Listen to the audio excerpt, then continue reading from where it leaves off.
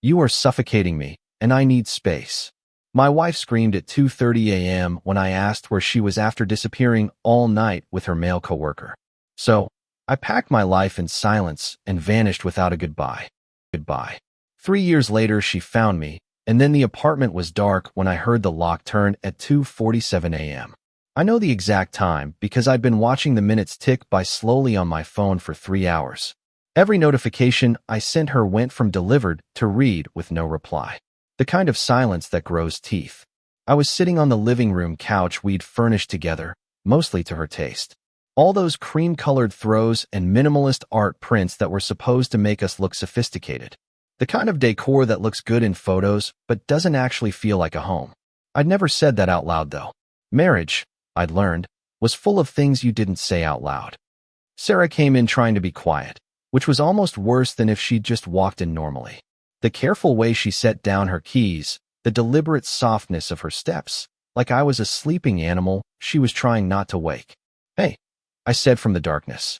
She jumped, literally jumped with a hand to her chest.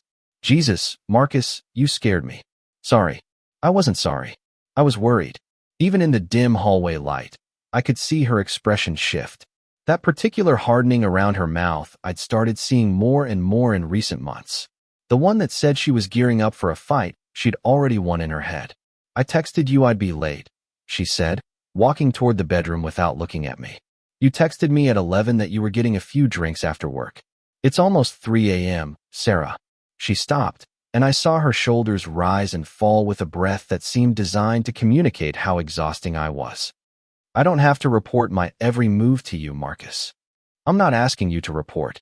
I'm asking where you were and who you were with." I stood up and immediately regretted it because now I was following her, and that made me the pursuer in whatever dynamic we were playing out. "You were with Debin again, weren't you?" Debin, her friend from the marketing department, the one she'd mentioned casually about 6 months ago, then started mentioning more frequently, and then stopped mentioning altogether, even though I could see his name pop up on her phone with increasing regularity. Debin, with his portfolio of investment properties and his gym membership he actually used, and a social media presence that screamed, "I'm successful and I know it." Oh, for God's sake. Sarah turned around, and there it was. Not guilt, not defensiveness, but something worse. Annoyance, like I was a child asking stupid questions. Yes, I was with Debin and Kelly and Marcus from accounting, and like 6 other people from work. We were at Blueprint, and then we went to Ryan's house because his roommate is a DJ and he had people over. And I'm a grown woman, Marcus. I don't need to call you every 5 minutes to check in. I sent you 3 texts in 3 hours. That's not every 5 minutes. You're being codependent. The word hit me like a slap. Codependent. That weaponized relationship word used to make caring look like weakness, to make reasonable concern look like control. "I'm being codependent," I repeated slowly, because I wanted to know if my wife was okay when she didn't come home and didn't answer my text for 3 hours in the middle of the night. "You see this? This right here." She gestured at my entire being as if I were the main piece of evidence in some case she was building. "This is what I'm talking about. You're always checking up on me, always needing to know where I am, always making me feel like I can't just exist without you breathing down my neck." I felt something crack inside my chest, not break. Breaking would have been cleaner.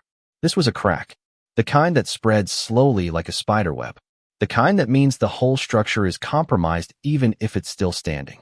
"Sarah, we're married. We live together. Wanting to know you're safe isn't being codependent." Her voice went up an octave, sharp enough to cut. "Give me space. For the love of God. Marcus, I feel like I can't breathe in this relationship. Every time I go out, every time I'm on my phone, every time I have a life that doesn't revolve around you, you turn it into this thing, this suffocating, needy thing." The apartment echoed with her words. The neighbors could probably hear. Mrs. Chun from upstairs, who always smiled at us in the elevator. The college kids next door who played their music too loud on weekends. They could all hear my wife screaming at me for being worried about where she was at 2:30 in the morning with a man who wasn't her husband. I stood there, and I felt something I'd never felt before in our 5 years together. Not anger. I'd felt anger before in the small arguments over dishes or plans or which family to visit for the holidays. This was colder, clearer. It was the feeling of seeing something exactly as it was. "Okay, I said quietly. She blinked. What? Okay. You want space? I'll give you space. A small part of her seemed to realize she'd gone too far, because her tone softened slightly. Marcus, I didn't mean. Look, I'm just tired. We can talk about this in the morning. Sure, yeah. Go to bed. She searched my face for something, but I kept it blank. After a moment, she nodded and disappeared into our bedroom. Our bedroom. I stayed in the living room and listened to her get ready for bed. The running water, the familiar sounds of her nighttime routine, the creak of the mattress as she got into bed. I waited 30 minutes until I heard her breathing become regular, settling into sleep. Then I moved. My laptop was in my bag by the door. I'd been working from home that day. I opened it carefully. The screen's glow felt illicit in the darkness. My hands were steady as I logged into our bank accounts. We had joint accounts, but we also each had individual accounts from before we were married. I kept mine mostly dormant, just a safety net with about $8,000 in it. I transferred half of the joint savings into my individual account. Not all of it. I wasn't trying to screw her over, just half, what was mine. Then I opened a new browser window and started looking for apartments. Not in Portland, where we'd built our life. Somewhere else, a place far enough away that space would have its full meaning. I found what I was looking for in Phoenix, Arizona. A studio apartment available immediately. Virtual tour available. Deposit and first month's rent payable online. It was over 1,400 miles away. That seemed about right for the amount of space Sarah wanted. I filled out the application, paid the fees, uploaded my pay stubs and credit report. My hands still weren't shaking. I felt like I was watching myself from outside my body, marveling at how calm the man on the couch seemed as he systematically dismantled his life. The approval came through at 4:17 a.m. Automated systems don't sleep. Next, I opened my work email. I was a senior software developer for a tech company that had gone fully remote 2 years ago during the pandemic and never looked back. I drafted an email to my manager, Dave, explaining I was moving for personal reasons and would need to update my address in the system. Remote meant remote. It didn't matter if I was in Portland, Phoenix, or Prague. I didn't send it yet. I had to pack first. I moved like a ghost through the apartment. I'd lived there for 3 years, and I was shocked at how little of it was actually mine. The furniture was hers or ours. The kitchenware mostly wedding gifts or things she'd picked out. The art, the plants, the decorative objects that made the space look like it belonged to adults who had their lives together. All her. What was mine fit into 3 suitcases and 2 boxes. Clothes, laptop, and work equipment. My grandfather's watch that I kept in a drawer because Sarah thought it was too old-fashioned to wear. My books, the sci-fi paperbacks and philosophy texts she'd asked me to keep on a closet shelf because they didn't match the aesthetic. My video game console I hadn't turned on in months because every time I did she'd make a comment about me wasting time. I packed it all in the dark, making multiple trips to my car. Our car. No, my car. The Honda was mine. Paid off. Title in my name. The Audi was hers, the one with a lease payment that made me cringe every month. At 6 a.m., I sat and wrote a note. I thought about making it long, explaining everything. But what was there to explain?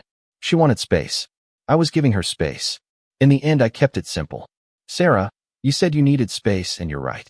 I've been too present, too worried, too involved in your life. I'm taking care of that. I've taken half the joint savings. You can check the account. The rent is paid through the end of the month. All the utilities are on auto pay. I've had my mail forwarded to a P.O. box. You don't need to look for me. I'm giving you exactly what you asked for, Marcus. I left it on the kitchen counter, held down by her favorite mug, the one that said, "But first, coffee," which I'd given her for her birthday 2 years ago. She said it was perfect. She said I always knew exactly what she needed. I stood in the doorway of our bedroom one last time. She was sleeping on her side, her back to where I should have been. The morning light was just starting to filter through the blinds, catching her hair in a way that used to make my chest ache with how much I loved her. I didn't feel that ache anymore. I didn't feel anything, which was somehow worse and better at the same time. Goodbye, Sarah, I whispered to the room, to the life we'd built, to the man I'd been when I thought love meant holding on tighter when someone pulled away. Then I walked out, closed the door behind me, dropped my key through the mail slot, and got in my car. Phoenix was a 22-hour drive. I stopped twice for gas and once at a rest stop in New Mexico where I sat in the parking lot and stared at my phone. No calls, no texts. It was 2 p.m. She'd be awake by now. She'd have found the note. Nothing. I blocked her number, not out of anger, but out of necessity. Like excising a tumor before it can spread. Then I blocked her on social media, her email, every avenue of contact I could think of. I turned off my location services, deleted our shared calendar, and removed myself from all the connected apps we'd used to coordinate our lives. By the time I got to Phoenix at midnight, I existed in a world where Sarah was a ghost, a memory, a cautionary tale I'd tell myself on the nights when loneliness tried to convince me that pain was better than emptiness. The apartment was small, empty, and smelled of paint and carpet cleaner. I unloaded my car, set up my laptop on the kitchen counter, and sent the email to Dave updating my address. Then I lay down on the floor. I hadn't bought a bed yet and stared at the ceiling of my new life, listening to the unfamiliar sounds of an unfamiliar place. Feeling the weight of all that space, Sarah wanted finally settle around me. I didn't cry. I didn't rage. I didn't feel anything except a strange, cold clarity. This was freedom. This was what happened when you took someone at their word. This was the first day of the rest of my life. And I had walked into it with my eyes wide open, carrying nothing but what was mine. Outside, Phoenix hummed with the heat and light of strangers living their own stories. And inside, I became someone new. The first week in Phoenix, I lived like a monk who'd taken a vow of minimalism, not out of spirituality, but out of spite. The apartment echoed. Every footstep, every breath, every moment of silence had a weight to it. The kind of weight that makes you realize how much noise a shared life creates, how much space another person's existence takes up even when they're not in the room. I bought an air mattress on day 3, not because I minded sleeping on the floor. Honestly, there was something clarifying about it, like I was punishing my body for the softness my heart had allowed. But it was because my back started complaining in a way that would affect my work, and work was all I had now. Work, the beautiful, neutral territory of code and logic and problems that had actual solutions. I threw myself into it with the kind of focus I hadn't managed in months, maybe years. I realized, sitting at my new desk, a $30 folding card table, that I'd been distracted for longer than I wanted to admit. How many times I'd been in the middle of a complex debugging session when Sarah would text me about something mundane, and I'd lose my thread trying to craft a reply that didn't sound dismissive. How many video calls I'd half listened to because I was wondering where she was, who she was with, whether the distance I was feeling was real or imagined. Now there was no one to wonder about, no one to text back, no distractions except the ones I created for myself. Dave, my manager, accepted my relocation without question. As long as the work gets done, I don't care if you're coding from a beach in Bali, he'd said on our next video call. He didn't ask why I'd moved. He didn't seem to notice my Zoom background had changed from the carefully curated bookshelf Sarah had arranged to a blank white wall. That was the beauty of remote work. You could disappear from your entire life, and as long as you showed up on Slack and hit your sprint deadlines, nobody noticed. Nobody cared. It was anonymity disguised as flexibility. I liked it. My coworkers were pixels on a screen, voices without bodies, personalities without complications. They didn't know I was married. They didn't know I'd left. They didn't know anything except Marcus was reliable. Marcus wrote clean code. Marcus could be counted on to jump into the difficult projects everyone else avoided. I became that guy, the one who volunteered for the complex migrations, the one who took over legacy code that made other developers want to quit. I logged hours that would have horrified my old self. The one who tried to maintain a work-life balance, who left the office at reasonable hours to have dinner with his wife, who believed relationships required time and attention and presence. What a joke that had been. By week 2, I'd established a routine, wake up at 6 a.m. Coffee, black, because I realized I only drank it with cream and sugar because Sarah did, and I'd matched her preference so automatically I didn't even remember making the choice. Shower. Work by 7 a.m. Lunch at my desk. Work until 7 p.m., sometimes later. Dinner. Usually something I could eat with one hand while coding with the other. More work. Sleep. Repeat. On weekends, I ran. I'd never been a runner before. Sarah used to joke that I had 2 speeds, sitting and sleeping. But Phoenix in October was beautiful in a way Portland never was. Hot and clear and dry, the kind of weather that made sweat evaporate before it could make you feel gross. I started with a mile, then 2, then 5.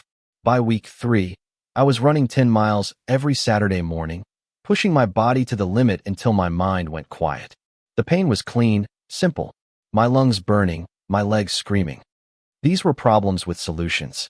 Run more, get stronger, it hurts less over time. Linear progression, cause and effect. Not like marriage, where you could do everything right and still end up sleeping on an air mattress in a strange city wondering how caring about someone became a crime. I didn't think about Sarah. That's what I told myself anyway. I didn't check her social media. I couldn't. I'd blocked everything. I didn't wonder if she'd tried to call. I wouldn't know. I'd blocked her number. I didn't imagine what she'd thought when she woke up and found the note. When she realized I wasn't coming back. When she had to explain to her friends, her family, to Devin that I'd just vanished. Except I did think about it. Of course I did. Late at night when the code couldn't distract me anymore and the apartment was too quiet and the unfamiliar shadows on the ceiling looked like accusations. I'd think about it, and then I'd push the thoughts away like lifting weights in a gym. Mental exercise. Emotional resistance training. Week 4. I bought furniture. Not much. An IKEA couch I assembled myself. The instructions a blur as I forced dowels into pre-drilled holes and wondered if this was what they meant by building a new life. A coffee table, a lamp, a set of dishes because eating takeout straight from the containers was starting to feel like a depression statistic. I made the apartment functional, not comfortable. Comfort felt like a weakness, like the kind of softness that led to caring too much and losing yourself in someone else's needs. But functional, a place where a person could exist, work, sleep, and maybe eventually figure out who he was when he wasn't trying to be enough for someone who decided he was too much. My phone remained mostly silent. Work messages, push notifications. Occasionally, my mom would send casual texts, pictures of the garden, questions about how I was. I kept my replies short and normal. Good, busy with work. Talk soon. She didn't know about the separation. Sarah and I had only visited them twice in 5 years. They were in Tampa, and Sarah always had an excuse not to make the trip. Too expensive, too much time off work, too hot, too humid, too far. I'd let it go just like I'd let everything go, accommodating her preferences until I became a ghost in my own life. My dad called once. Haven't heard from you in a while. He said in that particular tone fathers have when they're trying to sound casual about being worried. Everything okay? Yeah, Dad, just busy. You know how it is. How's Sarah? The question landed like a punch I'd been expecting, but was somehow still unprepared for. She's good. Listen, I'm actually in the middle of something. Can I call you back? Sure, son. Sure. I didn't call back. Week 5. I started noticing the absence of arguments. It sounds stupid, but that's what hit me one night as I was making dinner. Just pasta with Jared's sauce, nothing fancy. And I realized I was putting hot sauce in it. Sarah hated hot sauce. She said it upset her stomach, so I'd stopped buying it, using it, even thinking about the fact that I liked food with a little kick. Now I was dumping it on everything. Hot sauce on my eggs, hot sauce on my rice, hot sauce on the mediocre Chinese takeout from the place on the corner. It was a small, stupid rebellion, but it felt like reclaiming territory. I started making a mental list of all the little things I'd given up. Watching sci-fi movies on Friday nights, Sarah thought they were childish. Listening to metal while I worked, Sarah said it was aggressive and made her anxious when she could hear it through my headphones. Ordering pizza with anchovies. Sarah thought they were disgusting. The list got longer and longer until I realized I'd spent 5 years sanding down my own rough edges to fit into someone else's life, someone else's aesthetic, someone else's vision of who we were supposed to be. Week 6, something shifted. I was on a video call with the team, explaining a system architecture redesign I'd proposed when Emma from Frontend made a joke about my background being very commitment phobic. Like, did you just move in? Or are you planning to flee at a moment's notice? Everyone laughed. I laughed too, but something about it stuck with me. After the call, I looked around the apartment. She was right. It looked like a place someone was passing through, not living in. No pictures on the walls, no personal touches, nothing that said a human being with a history and preferences and a personality occupied this space. I'd been so focused on not being the old Marcus, the codependent, needy, too much Marcus Sarah had made me feel like, that I'd become no one at all. That weekend, I went to a local art market.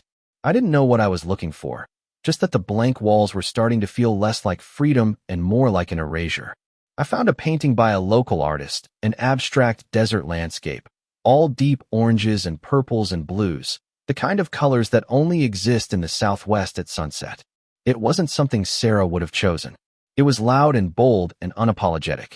I bought it and hung it in the living room. Then I went to a bookstore and bought all the sci-fi paperbacks I'd given away or sold when we moved into the apartment that was too small for so many books.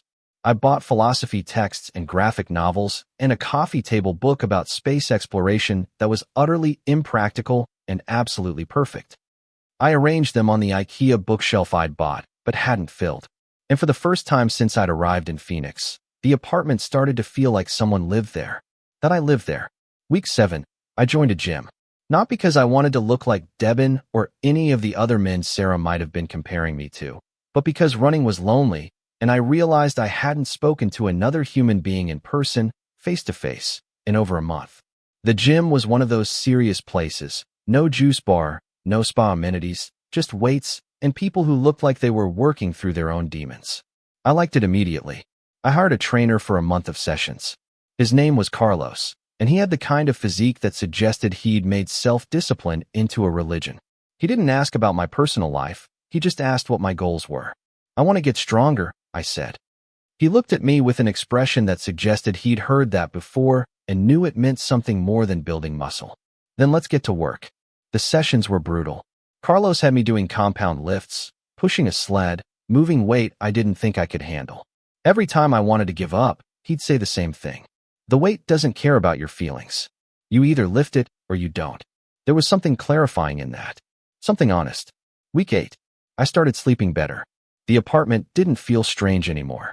The sounds of my neighbors, the couple upstairs who argued in Spanish, the college student next door who played guitar badly, but with enthusiasm became familiar. Phoenix started to feel less like an exile and more like something I'd chosen. I even went out, nothing major, just to a coffee shop to work instead of my apartment, just to be around other humans without having to interact with them. Then to a bar on a Friday night, where I sat at the bar by myself, watched a basketball game I didn't care about, and drank a beer that tasted like permission. A woman tried to talk to me. She was pretty in an uncomplicated way, blonde and smiling, in a dress that suggested she was out with friends and feeling bold. "Hey," she said, sliding onto the stool next to mine even though there were plenty of empty ones. "I'm Jessica. Marcus. You come here often?" God, that sounded like a bad pickup line. I promise I'm more creative than that. I smiled in spite of myself. "First time, actually. I just moved to Phoenix." "Oh yeah? From where?" "Portland." "Big change. What brought you to the desert?" The question hung in the air, innocent and loaded at the same time. "What brought you here?" "Running away, starting over, giving someone the space they demanded." "Work," I said, which wasn't technically a lie. We talked for about 20 minutes. She was funny, easy to talk to, the kind of person who laughs at her own jokes and makes you want to laugh too. She touched my arm once, casually and probingly, and I felt nothing. Not nothing in a broken way. Nothing in a not ready way. Nothing in a I'm still carrying someone else so there's no room for you way. When she suggested we exchange numbers, I politely declined. I told her I was flattered, but I wasn't in a place for that. She took it well. "Okay, well if you change your mind, I'm here most Fridays. Good luck with your new start, Marcus." After she left, I sat there thinking about how easy it would have been to say yes, how Sarah would probably be furious if she knew, even though she was the one who pushed me away. How the old Marcus would have felt guilty for even having the conversation. The new Marcus finished his beer, paid his tab, and went home feeling like maybe, eventually, he'd be ready for something, for someone. But not yet, not until he figured out who he was without her. Week 9, I realized I hadn't thought about Sarah for 3 days. Not obsessively anyway. She was still there in the background like the scar from a surgery you don't remember, but your body does. But she wasn't the main character in my internal monologue anymore. I was. By week 10, I'd settled completely into my new existence. Marcus Chun, software developer, resident of Phoenix, man who ran too much, worked too hard, and was slowly, painfully rebuilding himself from the ground up. I didn't miss her. That was the most surprising thing. I missed the idea of what I thought we were. I missed the comfort of routine, the security of a partner, but Sarah herself, the woman who'd screamed at me for caring, who'd made me feel like love was a character flaw. I didn't miss her at all. And that realization, that clarity was worth every lonely night, every empty conversation, every moment of rebuilding myself into someone who would never again mistake accommodation for love. 3 months in Phoenix, and I'd finally stopped running from something. I'd started running toward myself. The first year in Phoenix passed like a fever breaking, painful at first, then gradually cooling to something manageable, and finally settling into a new normal that felt almost like health. I stopped counting weeks and started counting accomplishments. Promoted to lead developer, ran a half marathon, bench pressed my body weight, read 43 books, learned to cook more than 5 actual meals, made something like friends. This last one surprised me the most. It started with Carlos, my trainer, who after our sessions ended, kept texting me to come to group workouts at the gym. I ignored him for a month, then gave in, mostly because ignoring someone's consistent friendliness started to feel more exhausting than just showing up. The group was small, 5 or 6 regulars, who met on Saturday mornings to suffer through whatever sadistic workout Carlos designed. There was Miguel, a firefighter with a dark sense of humor, Jennifer, a divorce lawyer who lifted weights like she was angry at the world. And maybe she was, Tom, a high school teacher who talked about his students like some people talk about their kids. And Rachel, a nurse who worked nights and came to the workouts half dead but always finished strong. They didn't pry into my life, didn't ask about my past. They just accepted that I was there, that I showed up, that I was part of this thing we did together. The conversations were surface level, work complaints, movie recommendations, debates about the best Mexican food in Phoenix. But there was something solid underneath it, something real. After a few months, the workouts extended into occasional group dinners. Nothing fancy, tacos, pizza, the kind of casual gatherings that didn't require emotional vulnerability or deep sharing. Just humans being around other humans, remembering that isolation wasn't actually a virtue. One night, about 8 months in, we were at Miguel's apartment for a pay-per-view fight. I didn't even like boxing, but the company was easy and the beer was cold, and it felt good to be somewhere that wasn't my apartment, the gym, or a coffee shop where I sat alone. During a lull in the action, Rachel looked at me with the kind of directness that nurses probably develop from asking awkward questions for a living. So what's your story, Marcus? You never talk about your past. Witness protection? Fleeing the mob? Secret identity? Everyone laughed, but I could feel them all paying attention. This was the question they'd been too polite to ask, the curiosity that had been building. I took a sip of my beer, buying time. Then I surprised myself by answering. Divorced. Well, separated. Technically still married, I guess, but only because I haven't bothered with the paperwork. How long? Miguel asked. I left about 8 months ago. Just walked out one day and never looked back. Wow, Tom said. That's harsh. I respect it, but wow. Jennifer, the divorce lawyer, leaned forward. Let me guess. She cheated. You found out. You wanted to hurt her by disappearing. No. I mean, I don't know if she cheated. Probably, but that's not why I left. I paused, trying to find a way to explain it without sounding pathetic. She told me I was too codependent. Screamed it at me, actually, when I asked where she was at 2:30 in the morning with some guy from her work. Said I was suffocating her, that she needed me to give her space. So you gave her space, Rachel said quietly. So I gave her space, about 1,400 miles of it. The room was quiet for a moment. Only the sounds of the boxing match in the background. Fists hitting flesh, the crowd roaring. Did she try to contact you? Jennifer asked. I don't know. I blocked her before she woke up. Blocked her on everything. Packed my stuff, left a note, and drove here. Miguel whistled under his breath. That's either the most gangster thing I've ever heard, or the most cowardly. Depends on the day, I said. Nah, man. Tom shook his head. Cowardly would have been staying and letting her make you feel like crap for caring. You set a boundary, a really dramatic, nuclear option boundary. But still, have you thought about making it legal? Jennifer asked. The divorce, I mean. I could help you with that if you want. Friends and family rate. I hadn't thought about it. Not really. The divorce, making it official. For some reason, I'd been operating in this limbo state where I was gone, but not legally separated. Absent, but still technically tied. Maybe, I said. I don't know. It feels like effort. And honestly, she's so far removed from my life now that the paperwork seems pointless. It's not pointless if you ever want to really move on, Rachel said gently. Like, really move on with someone else. I'm not ready for someone else. You're not now. But eventually. I didn't have an answer for that. The conversation shifted back to the fight, to normal things, but something had changed. I told them, I'd said it out loud. And instead of judgment or pity, I'd gotten acceptance, understanding, the gift of being heard without being fixed. That night, lying in bed in my apartment that was finally feeling like my own, I thought about what Rachel had said about really moving on. The truth was I had moved on in every practical sense. I didn't think about Sarah constantly anymore. I didn't wonder what she was doing or who she was with or if she regretted what she'd said. She'd become a character in a story I used to live, not the co-author of my present, but legally, officially. That felt like opening a door I'd carefully kept closed. The second year in Phoenix was one of refinement. I'd built a life, now I was making it better. Work was still going well. I got another promotion, this time to senior architect. The money was good, better than good. I was actually making more than Sarah and I had made together, and I was only supporting myself. I started investing, building actual wealth instead of just treading water financially.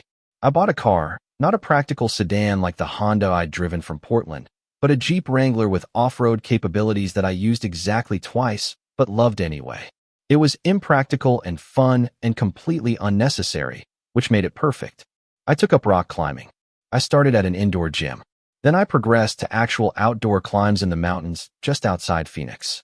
There was something about being on a rock face where every move required total concentration, and the cost of distraction was a literal fall that quieted my mind in ways even running didn't. Plus, the climbing community was welcoming in that particular way outdoor enthusiasts are, just happy to have another person who shared their obsession. I made casual acquaintances that turned into climbing partners that turned into actual friends. People who knew me as Marcus, the guy who was methodical on the wall, kind of funny in a dry way, and could always be trusted to give a safe belay. Not Marcus, the abandoned husband. Not Marcus, the one who'd run away from his life in the middle of the night. Just Marcus. Around the 18-month mark, I went on a date. Her name was Amanda, and I met her at the climbing gym. She was there with friends trying a route that was a little above her skill level, and I offered some beta on technique. She laughed, thanked me, and then asked if I wanted to get coffee after. The old Marcus would have spiraled. Is this appropriate? What does she want? What if it goes badly? What if it goes well? What if? The new Marcus just said yes. We went to a coffee shop near the gym, and she was easy to talk to in the way people are when there's no pressure, no history, no expectations. She was a graphic designer. She'd moved to Phoenix from Chicago 3 years ago. She loved climbing and hiking and had a cat named Pasta that she showed me approximately 40 pictures of. So, she said after we'd talked for an hour about nothing important, "Are you going to tell me why a guy who's clearly attractive and has his life together is single? Because there has to be a story there." I appreciated the directness. Separated for almost 2 years. Technically still married, but only because I haven't filed the paperwork. Why not? Honestly. Laziness, avoidance. Pick your dysfunction. She laughed. Fair enough. Messy divorce. No divorce at all, which is part of the problem. I just left. Walked out one day and never looked back. I watched her face, waiting for judgment or red flags, or that particular look people get when they realize you might be damaged goods. Instead, she just nodded thoughtfully. That must have been really hard. Whatever happened to make you do that? It was, but it was also the right thing to do. Do you still love her? The question caught me off guard. Not because it was too personal, we'd already crossed that bridge, but because I had to actually think about the answer. No, I said finally. I don't think I do. I think I love the idea of her, or the idea of us, or the idea of being the kind of person who makes a marriage work. But her, the actual person she was, I don't think I knew her well enough to love her. Not really. Amanda studied me for a long moment. That's very honest. I'm trying this new thing where I don't lie to myself about my feelings. How's that going for you? Some days better than others. We ended up exchanging numbers. We went on a few more dates over the next month. She was great, funny and smart and uncomplicated in all the ways Sarah had been complex. But something was missing. Not on her end, on mine. I liked her. I enjoyed her company. The physical attraction was there, but every time things started to get more serious, I felt this wall go up, this resistance, like I was watching myself go through the motions of dating without actually being present. After about 6 weeks, I told her the truth. I like you. I said over dinner at a Thai place she'd suggested. I really do, but I don't think I'm ready for this, for anyone. And it's not fair to keep going when I know I'm not all here. She took it better than I deserved. I appreciate you being honest. For what it's worth, I think you're still dealing with your marriage. Even if you don't love her anymore, you're still carrying it. Maybe. Not maybe. Definitely. You should probably deal with that. The legal stuff, but the emotional stuff too. She was right. I knew she was right, but dealing with it meant confronting it. And confronting it meant potentially opening channels of communication I'd kept sealed for almost 2 years. A week after Amanda and I stopped seeing each other, I called Jennifer. Hey, I said when she answered. How about that friends and family divorce rate? About time. Swing by my office this week, and we'll get started. Jennifer's office was in a high-rise in downtown Phoenix, all glass and steel, with the kind of professional competence that probably cost her clients a fortune. She charged me what she called the Gym Buddy Special, basically enough to cover her actual costs and nothing more. We sat in her conference room, and she walked me through the process. In Arizona, I could file for divorce without Sarah being physically present. We'd been married in Oregon, lived in Oregon, but Arizona had specific provisions for situations like mine. The tricky part, Jennifer explained, is that you haven't had any contact with her in almost 2 years. We'll need to serve her the papers, and for that, we need to know where she is. She should still be at our old apartment in Portland. You sure? I wasn't sure. I wasn't sure of anything about Sarah's life. She was a stranger, but the lease had been in both our names, paid through the end of that month, and presumably she'd either renewed it or moved somewhere else. I can find out, I said. How? I thought you blocked her on everything. I did, but I never deleted my social media accounts. I just logged out and stopped using them. I could create a new profile, search for her friends, see if anyone's tagged her in anything recently. Jennifer looked at me with an expression that could have been respect or concern. You really just erased her completely from your life, didn't you?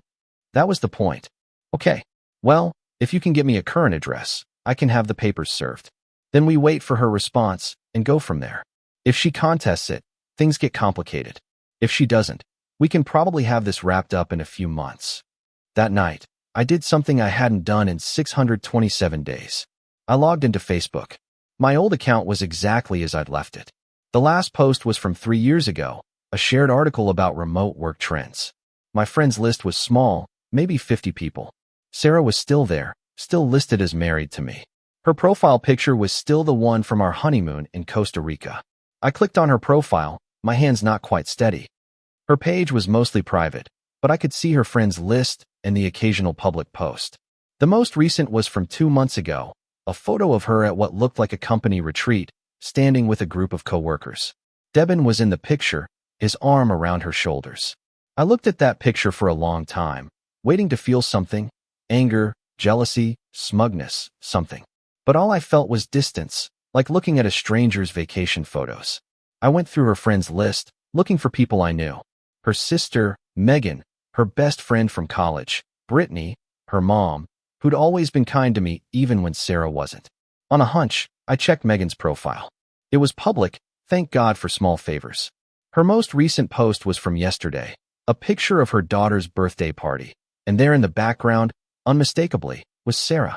The location tag said Portland, the same neighborhood where our apartment had been. So she'd stayed in the apartment, in the city, in the life we'd built. She stayed while I burned it all down and rebuilt myself from the ashes. I screenshotted Megan's post, noting the location and date, and sent it to Jennifer. Found her. Still in Portland, same area at least. Jennifer replied within minutes. Perfect. I'll get the paperwork ready. You sure you want to do this? Was I sure? I thought about the last 2 years. The work I'd done to become someone who didn't need external validation. The peace I'd found in solitude. The life I'd built that was wholly and completely mine. Yeah, I texted back. I'm sure. It's time. The papers were filed the next week. Jennifer hired a process server in Portland, and somewhere in the city I used to call home, a stranger knocked on Sarah's door and handed her documents that would legally end what had emotionally ended the night. She screamed at me for caring. I didn't know how she'd react. I didn't know if she'd fight it or accept it. I didn't know if she'd been looking for me this whole time, or if she'd moved on as completely as I had. And the strange thing was, I genuinely didn't care. She'd wanted space. I'd given her space. Now I was making it permanent, official, final. The ghost of who I used to be was finally saying a legal goodbye. The process server reported back in 48 hours. Sarah had been home, had opened the door, had signed for receipt of the papers. Jennifer forwarded me the confirmation with a short note. She's been served. Now we wait for her response. She has 20 days in Arizona's jurisdiction, but since she's in Oregon, it could take up to 30 for her to file a response if she's going to contest. I read the message 3 times, waiting for the emotional impact to hit. This was it, the first real, albeit indirect, contact Sarah and I had had in 2 years. Somewhere in Portland, she was holding papers with my name on them, my signature, my intent to permanently sever what was left of us.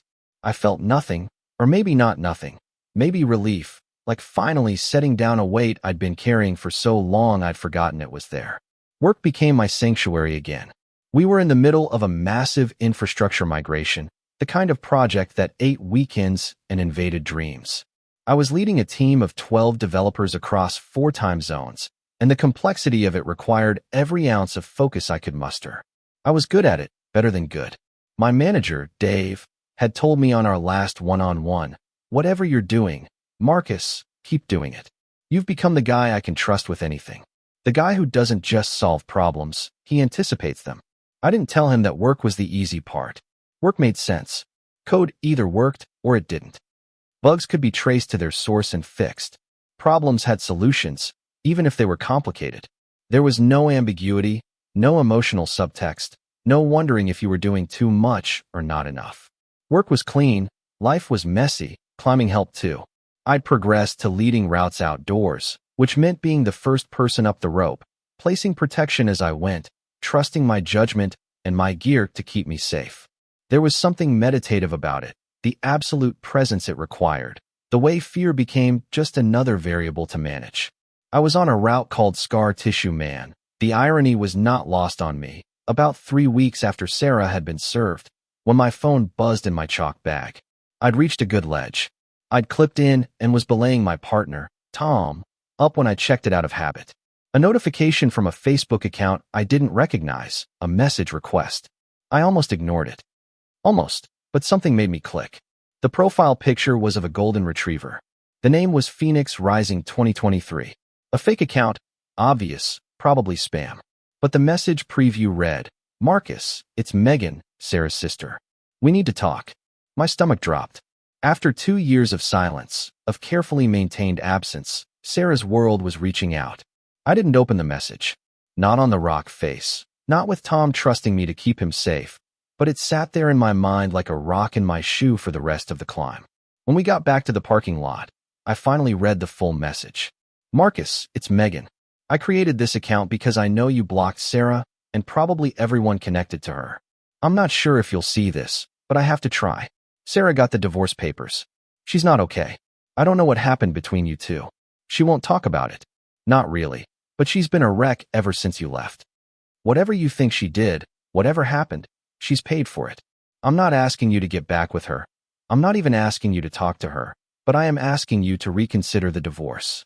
She doesn't want to sign the papers. She's refusing, and her lawyer says she's going to contest it. Please, just call me or email me or something. We need to figure this out. My number is 503-555-1247. Please, Marcus." I sat in my Jeep, reading and rereading the message. Tom tapped on my window, concern on his face. "You okay, man? You look like you've seen a ghost." Something like that. He waited, and I was grateful he didn't push. After a moment, I just showed him the phone. He read it, whistled low. "Wow, that's heavy. What are you gonna do?" "I don't know." "You don't owe her anything, you know? Not after what she did." "I know, but you're thinking about responding anyway." I was. I don't know why. The Marcus who'd left Portland would have deleted the message without a second thought, but that Marcus had been running. This Marcus, the one who'd spent 2 years rebuilding, who'd learned to be comfortable in his own skin, who'd faced his fears on rock faces, and in therapy sessions I'd finally started attending. This Marcus could afford to be curious. "Maybe," I said finally, not to her, to Megan. She was always decent to me. That night I sat in my apartment with a beer I wasn't drinking and stared at Megan's number on my phone. It was 8 p.m. in Phoenix, which meant it was 8 p.m. in Portland too. Late enough to be an intrusion, but not so late she'd be asleep. I thought about all the things I could say, all the questions I could ask, all the ways this could go wrong. Then I thought about Jennifer's words. You're still carrying it. Maybe responding wasn't about Sarah. Maybe it was about finally, completely closing this chapter, not by running from it, but by facing it head on. I called. She answered on the second ring. Marcus. Yeah, it's me. There was a sound on the other end that might have been a sob or a laugh or both. Oh my God. I didn't think you'd actually call. Thank you. Thank you so much. I'm not promising anything, Megan. I just got your message. That's more than I hoped for. How are you? Where are you? I'm fine, and I'm not telling you where I am. Fair, completely fair. She took a deep, stabilizing breath. Marcus, what happened? Sarah won't tell me anything. She just says you left, that one day you were there, and the next you were just gone. She's been trying to find you for 2 years. Oh, has she? It wasn't a question. It was flat, neutral, giving nothing away. Yes. She's called your parents. They wouldn't tell her anything. She's tried to reach your friends, your old coworkers. They all said they either didn't know where you were, or they wouldn't tell her if they did. Good. My parents had kept my confidence. I told them the basics about 6 months after I left, that Sarah and I had separated, that I needed space, that I'd contact them when I was ready. My dad had asked one question, did she hurt you? And when I'd said yes, he'd said, then take all the time you need, son.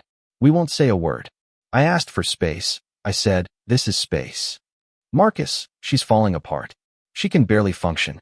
She's lost weight. She's not sleeping. She's been in therapy 3 times a week trying to figure out what went wrong. What went wrong, I repeated slowly, is that she screamed at me that I was too codependent for wanting to know where my wife was at 2:30 in the morning with another man. What went wrong is she made me feel like caring about her was a character flaw. What went wrong is she had already emotionally checked out of our marriage long before I physically left. Silence on the other end. Then, quietly, she was with Devin that night, wasn't she? Among others, apparently, according to her. Marcus, I don't know what to say. I didn't know it was that bad. It was that bad, and I'm sure Sarah has her version of events where I'm the villain who abandoned her without warning. But the warning was every time she made me feel smothered for being present, every time she prioritized everyone else over me, every time she acted like my love was a burden instead of a gift. I was surprised at the heat in my voice. I thought I was over the anger. Mostly, maybe, but apparently there was still some left, buried under 2 years of distance and self-improvement. She never said any of that, Megan said. She just keeps saying she doesn't understand why you left. Then is she lying to you, or to herself? Probably both. Another long silence. Will you talk to her? Just once. I think she needs closure. I think you both do. No, Megan. I gave her 2 years of silence, which is all the closure she needs. I'm not interested in rehashing what happened or listening to her justify her behavior or playing out some emotional scene for her benefit. I filed for divorce because I'm done. She won't sign the papers. I know, your message said that, but she doesn't have a choice. Arizona is a no-fault divorce state. She can contest it all she wants, but eventually the divorce will go through whether she signs or not. It'll just take longer and cost more money. Is that really how you want this to end? With lawyers and paperwork and no conversation at all? Yes, that's exactly how I want it to end. We had our conversation 2 years ago when she told me I was suffocating her. I'm just complying. I could hear Megan crying on the other end. I felt bad about it. She was collateral damage in something that wasn't her fault, but I also couldn't let guilt manipulate me into doing something that would undo 2 years of healing. I'm sorry, Megan. I really am, but this is going to happen. You tell Sarah she can make it easy or she can make it hard, but either way, it's going to happen. Can I at least tell her you're okay? That you're alive and safe somewhere? I thought about it. You can tell her I'm fine, that I've moved on, that she should do the same. Will you? Will you keep this number in case you change your mind? I'm not going to change my mind. But you'll keep it anyway? Sure. Yeah, I'll keep it. We said our goodbyes. Awkward, painful, final. After I hung up, I sat in the darkness of my apartment and felt the weight of the conversation settle over me. She won't sign the papers. Of course she wouldn't. Sarah had never been good at accepting things she didn't want to accept. She'd push back. She'd fight. She'd complicate. It's what she did. But I wasn't the same person who'd accommodated her every preference anymore. I'd learned to sit with discomfort, to let other people's emotions be theirs without taking responsibility for fixing them. She could contest the divorce all she wanted. I had time. I had patience. I had a good lawyer. And I had a life that no longer revolved around her. I texted Jennifer. She's going to contest. Her sister reached out. Sarah doesn't want to sign. Jennifer replied almost immediately. To be expected. We'll proceed accordingly. Don't let her drag you back into her drama. Don't let her drag you back into her drama. Good advice. The kind of advice I'd give myself if I were thinking clearly. The problem was, a small part of me, the part that had loved her once, that had built a life with her, that had thought forever meant something, wanted to know what she had to say, wanted to understand how we'd gotten to this point, wanted a closure that was more than legal documents and disappearing. But that way led to madness. That way led to reopening wounds that had finally started to scar over. I thought about what my therapist, Dr. Kwan, would say. I'd started seeing her about a year ago, weekly sessions where we unpacked everything I'd been carrying. She had a way of asking questions that made me see things clearly without feeling judged. What would you accomplish by talking to Sarah? She'd have asked. We'd had this hypothetical conversation once. I don't know. Nothing, maybe. Maybe. Or maybe you'd give her ammunition to manipulate you. Maybe you'd make yourself second-guess the very justified decisions you've made. Maybe you'd undo the work you've done to separate your identity from her opinion of you. Or maybe it would give us both peace. Maybe. But whose peace are you responsible for? The answer was supposed to be just my own, but knowing something intellectually and feeling it emotionally were different things. I spent the next 3 days in a strange limbo, going through the motions of work and workouts and normal life, while this knowledge hummed in the background. Sarah knew where I was, generally, if not specifically. Sarah was refusing to let go. Sarah wanted something from me that I wasn't sure I could give. On the 4th day, I got a notification that made my blood run cold. A friend request on LinkedIn from Sarah. LinkedIn, the one platform I hadn't thought to block her on because it was just work, just professional networking, just a digital resume. I'd been active on it lately, connecting with people in the industry, posting occasionally about projects, and she'd found me. The request just sat there, like a grenade with the pin pulled. I could ignore it. I could block her. I could accept and see what happened. I did none of those things. Instead, I screenshotted it and sent it to Jennifer. She found me on LinkedIn. Sent a connection request. Don't accept, don't engage. She's trying to establish contact for her contestation. Ignore it completely. But curiosity is a powerful thing. And 2 years of silence had built up a lot of questions. Against all instinct, all advice, all rational thought, I clicked on Sarah's profile. She'd changed her profile picture. It wasn't the professional headshot from before, corporate Sarah in a blazer smiling at the camera. This was different, casual. She was on a beach somewhere, hair windblown, captured mid-laugh at something off camera. She looked happy, or maybe she was just good at performing happiness for social media. Her job title had changed. She was a senior marketing director now at the same company, Debin's company. I realized, the company where she'd been spending those late nights. I scrolled through her recent posts. Professional stuff mostly. Industry articles, company announcements, the occasional motivational quote that made me roll my eyes. But then, about 3 weeks ago, buried in the corporate content, sometimes silence is louder than words. Sometimes absence teaches us more than presence ever could. Sometimes we don't know what we had until we lose it. And by then, it's too late to say you're sorry. No picture, just the text. But the comments were telling. Are you okay, Sarah? Thinking of you. Whatever you're going through, you've got this. And one from Debin. Call me if you need to talk. I stared at that post for a long time, trying to decipher it. Was it about me, about us? Or was I being narcissistic, assuming her vague social media philosophizing was directed at a man who'd been gone for 2 years? Did it even matter? I closed LinkedIn without accepting the request, without blocking her. I just let it hang there, unanswered. But that night, lying in bed, I couldn't stop thinking about that post, about what it meant that she was finally, publicly acknowledging some kind of regret. Too late, I thought. 2 years too late. But another part of me, smaller, quieter, more dangerous, wondered, what if it wasn't? I didn't accept the LinkedIn request, but I didn't block her either, which felt like its own kind of decision. The kind that leaves doors cracked open just enough for doubt to seep in. Dr. Kwan noticed it in our next session.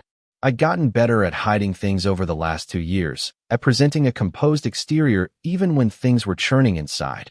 But she had a way of seeing through the performance.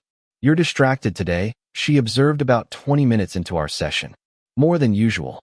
I'd been talking about work, the migration project, filling the time with safe topics. Now I just stopped, caught. "Sarah's sister contacted me," I said, and then Sarah found me on LinkedIn. Sent me a connection request. Dr. Kwan's expression didn't change, but I saw her straighten slightly. That subtle shift that meant we were getting to the real work. "And how did that make you feel?" "I don't know. Annoyed, invaded, like she's breaking the rules of a game we never agreed to play." "What rules?" "The ones that said I leave and she stays away. The ones that said 2 years of silence meant something." "What did the silence mean to you?" I thought about it. Really thought about it. Peace, distance, the space I needed to figure out who I was without her constantly telling me I was too much or not enough or somehow wrong for just existing. And now she's found a crack in the wall, and I don't know if I should seal it up or see what's on the other side. Dr. Kwan leaned back in her chair in that particular way she had when she was about to say something I wouldn't want to hear but needed to. "Marcus, I want you to do something for me. Close your eyes." I did. "I want you to imagine having a conversation with Sarah. Really talking to her, not through lawyers, not through her sister, but face to face. What does that look like?" The image came immediately, unbidden and vivid. Sarah across from me at a table somewhere neutral, a coffee shop maybe, or a park bench. Her face would be different, older maybe, or sadder, or both. She'd want to explain. She'd want to apologize. She'd want me to understand her side of the story. And I'd have to sit there and listen to her make excuses for why she made me feel like loving her was a crime. "It looks exhausting," I said, my eyes still closed. "Why?" "Because she'll want something from me. Forgiveness or closure or validation that she wasn't the villain, and I'll have to decide whether to give it to her or deny it. And either way, I'm letting her back into my head." "She's already in your head, Marcus. The question is whether you let her stay there or you evict her for good." I opened my eyes. "And talking to her would evict her? Maybe. Or maybe it would give her a new lease. That's what you have to figure out." The session ended with no resolution, like the good ones always did. Dr. Kwan didn't believe in easy answers or neat conclusions. She believed in sitting with the discomfort until it taught you something. I drove home thinking about that LinkedIn request. Still there, unanswered. A digital limbo. A question I wasn't ready to answer, but couldn't bring myself to decline. That weekend, I went climbing with the usual crew. We went to a place called Pinnacle Peak, a route I'd done a dozen times, but never got tired of. The approach was brutal, 1.5 miles uphill with gear, but the climb was beautiful. All steep faces and delicate balance moves. Rachel climbed next to me on a parallel route, both of us moving in that synchronized silence that comes from trust and practice. When we got to the top, sitting on the summit with our legs dangling over the edge, she passed me water and a protein bar. "You've been weird lately," she said, not looking at me, but out at the desert sprawling below us. "Want to talk about it? Since when are we the kind of friends who talk about feelings? Since I've been belaying your ass for 1.5 years, and I think I've earned the right to ask if you're okay." Fair point. I took a sip of water, buying time. "My wife, ex-wife, future ex-wife. She found me, or her sister did. She's contesting the divorce." Rachel processed that for a moment. "The one you left. The one who told me I was suffocating her for worrying about where she was at 2:30 in the morning with another guy." "Yeah, that one. And she doesn't want the divorce?" "Apparently not." "Do you want the divorce?" "Yes, absolutely. I'm done with that chapter." "So why do you sound unsure?" That was the question, wasn't it? Why did I sound unsure when I was so clear about what I wanted? Because she wants to talk. And a part of me, a stupid, self-destructive part, is curious about what she'd say. Rachel was quiet for a long moment, watching a hawk circle lazily on the thermals below us. "Can I tell you something?" she said finally. "About my ex-husband." I nodded. Rachel never talked about her ex. None of us did, really. We all had our stories, but the climbing crew existed in this beautiful present where the past was rarely relevant. When we got divorced, it was a mess. He cheated. I found out. He begged for another chance. I said no. I filed the papers. I moved out. Clean break. Or so I thought. What happened? He kept calling, texting, showing up at places he knew I'd be, saying he needed closure, that he needed to explain, that he needed me to hear his side. And eventually I caved. I met him for coffee because I thought maybe he was right. Maybe we both needed that conversation to really move on. And it was the worst decision I ever made because he didn't want closure. He wanted an opening. He wanted to plant seeds of doubt, make me question my decision, remind me of all the good times, and make me forget why I left. It took me another 6 months to get him out of my head after that one conversation. 6 months of him thinking he had a chance when I'd already made my decision. She turned to look at me, her gaze direct. So my advice, don't give her that opening. You left for a reason. You've built a life for a reason. Don't let her convince you that you owe her anything. Not your time, not your energy, not your emotional bandwidth. But what if she's really changed? What if she genuinely wants to apologize? Then let her apologize through her lawyer and sign the damn papers. Apologies don't require your presence. Forgiveness doesn't require your participation. You can grant her absolution from 1,400 miles away if you want, but don't let her back in just because she's finally figured out what she lost. The words hit hard because they were true. All of them. We hiked down in silence, and that night I made a decision. I opened LinkedIn, found Sarah's connection request, and I clicked decline. Then I blocked her on the platform. Then I went through every other social media I'd ever had an account on and made sure she was blocked there too. Walls up, doors closed, boundaries maintained. I texted Jennifer. She tried to connect on LinkedIn. I blocked her.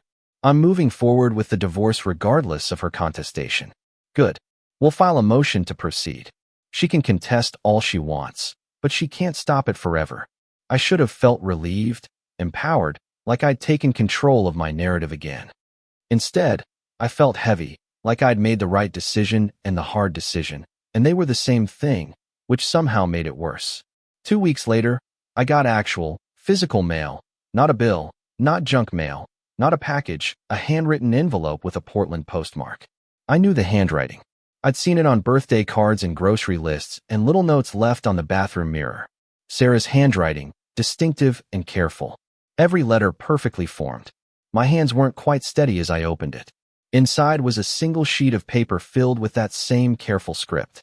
Marcus, I know you don't want to hear from me. I know you've blocked me everywhere. You declined my connection request. You've built walls so high I couldn't climb them if I tried. I know you've asked me to respect your space, and I've tried. God, I've tried. But I can't sign those papers without saying this, without trying one more time to make you understand. I was wrong about everything, about how I treated you, about what I said that night, about making you feel like loving me was some kind of burden. I was wrong, and I'm sorry, and I've spent 2 years trying to figure out how to say that in a way that matters. I don't know where you are. Your parents won't tell me. Your friends won't tell me. It's like you've dropped off the face of the earth. And maybe that's what you needed. Maybe I hurt you so badly that disappearing was the only way you could heal. But I need you to know. I need you to understand that I never wanted you to leave. I wanted space, yes, but not 1,400 miles of it. Not 2 years of silence. Not this legal ending to something I thought we could fix. I'm not asking you to come back. I'm not asking you to forgive me or even to talk to me. I'm just asking you to know that I see it now. All of it. How I made you small so I could feel big. How I punished you for caring because I was scared of how much I needed you. How I pushed you away and then blamed you for leaving. Devin means nothing. He never has. I know you probably don't believe me, and I don't blame you, but it's true. He was just there, and you were there too. And I was so angry at myself for wanting you so much that I made you the problem. I'm in therapy 3 times a week like it's a second job. I'm working on myself, on understanding why I sabotage good things, why I can't let people love me in the way I deserve to be loved. My therapist says I have abandonment issues from my dad leaving when I was young, and I've spent my whole life pushing people away before they can leave me first. With you, it worked. I pushed, and you left, and now I have to live with the consequences of my own fear. I'm not asking you to fix me. I'm not asking you to save me. I'm just asking you to know that I see what I did, and I'm sorry. So sorry. If you want the divorce, I'll sign the papers. I won't fight anymore. I just needed you to hear this first. I loved you, Marcus. I still do. I probably always will. And that's something I have to live with. Knowing that the best thing that ever happened to me walked out the door because I couldn't see it until it was gone. Sarah. I read it 3 times. Then I set it on my kitchen counter and stared at it like it was a live grenade. My first instinct was anger. Where was this self-awareness 2 years ago? Where were these apologies when they might have mattered? Where was this Sarah when I was begging for scraps of attention? When I was making myself smaller to fit into her life? When I was drowning and she was too busy with Debin and her career and her own whatever to throw me a rope? My second instinct was guilt. She was in therapy. She was working on herself. She'd recognized her patterns and was trying to change. Wasn't that what I'd wanted? Wasn't that growth? My third instinct was the most dangerous one. Curiosity. What if she had changed? What if this wasn't manipulation but genuine remorse? What if the woman who wrote this letter was someone different from the woman who'd screamed at me for being codependent? I picked up my phone to call Quan, then put it down. I knew what she'd say. I knew what Rachel would say. I knew what Jennifer would say. They'd all say the same thing.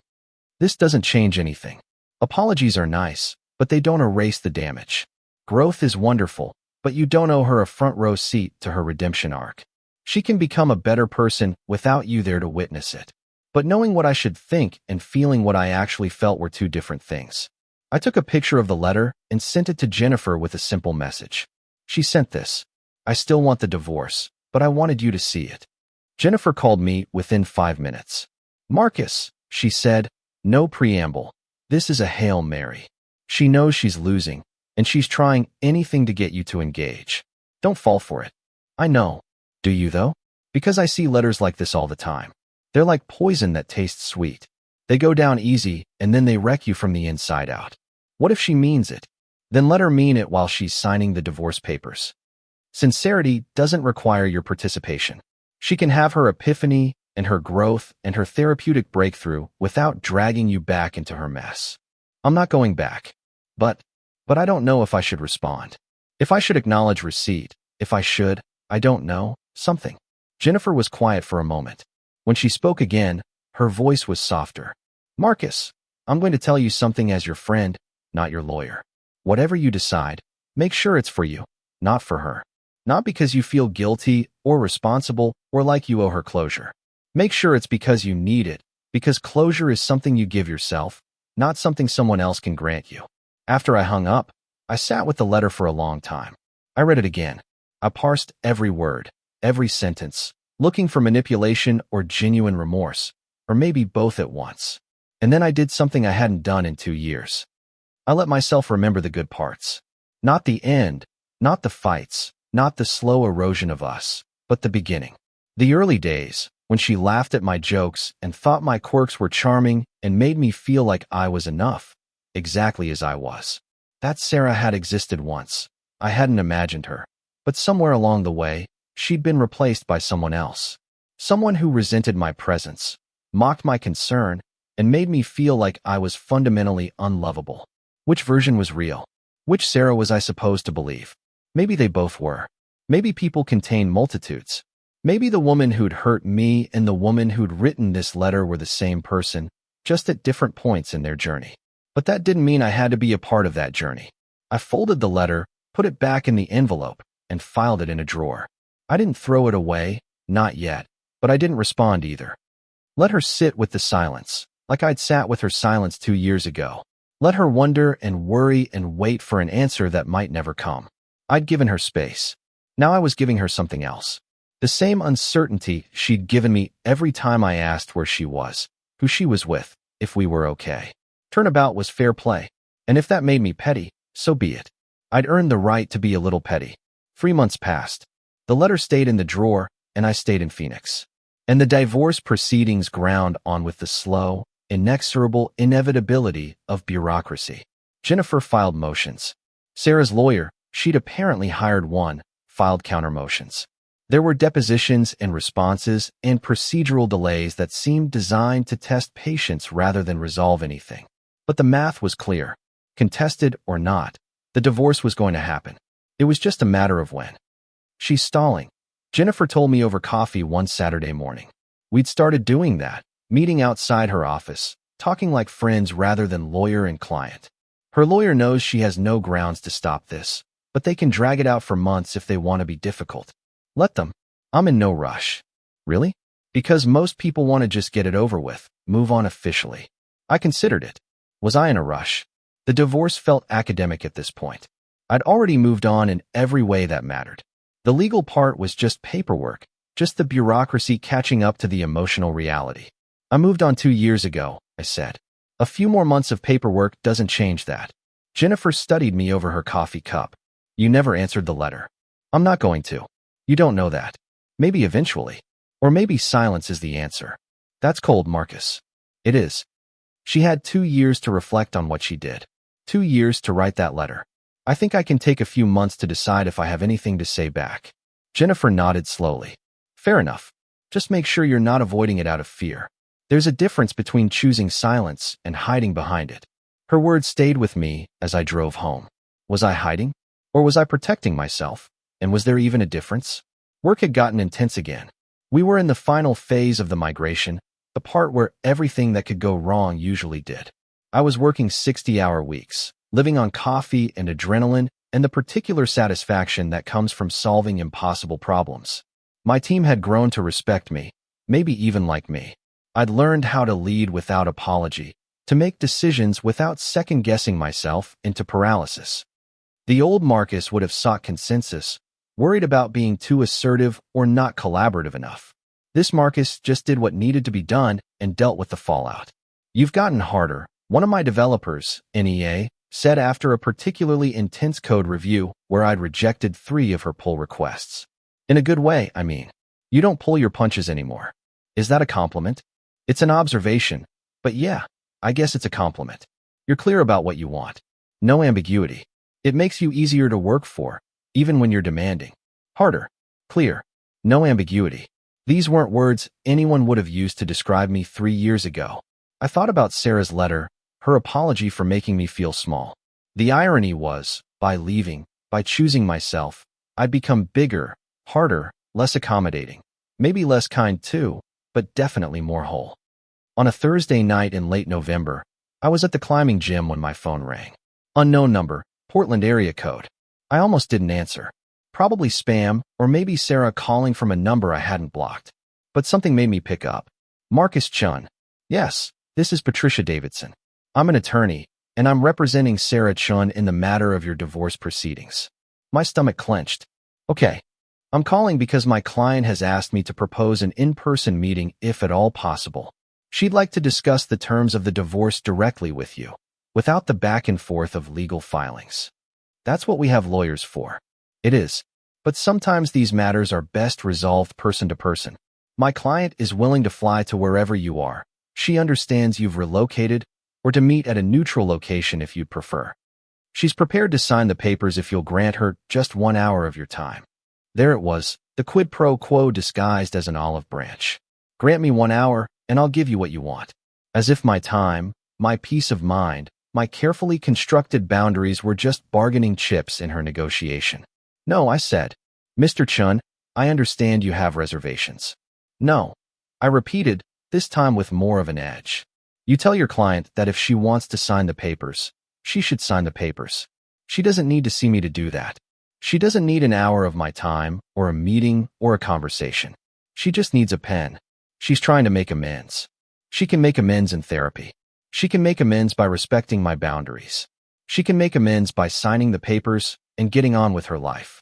What she can't do is use the divorce as leverage to force a contact I've made it clear I don't want. There was a pause.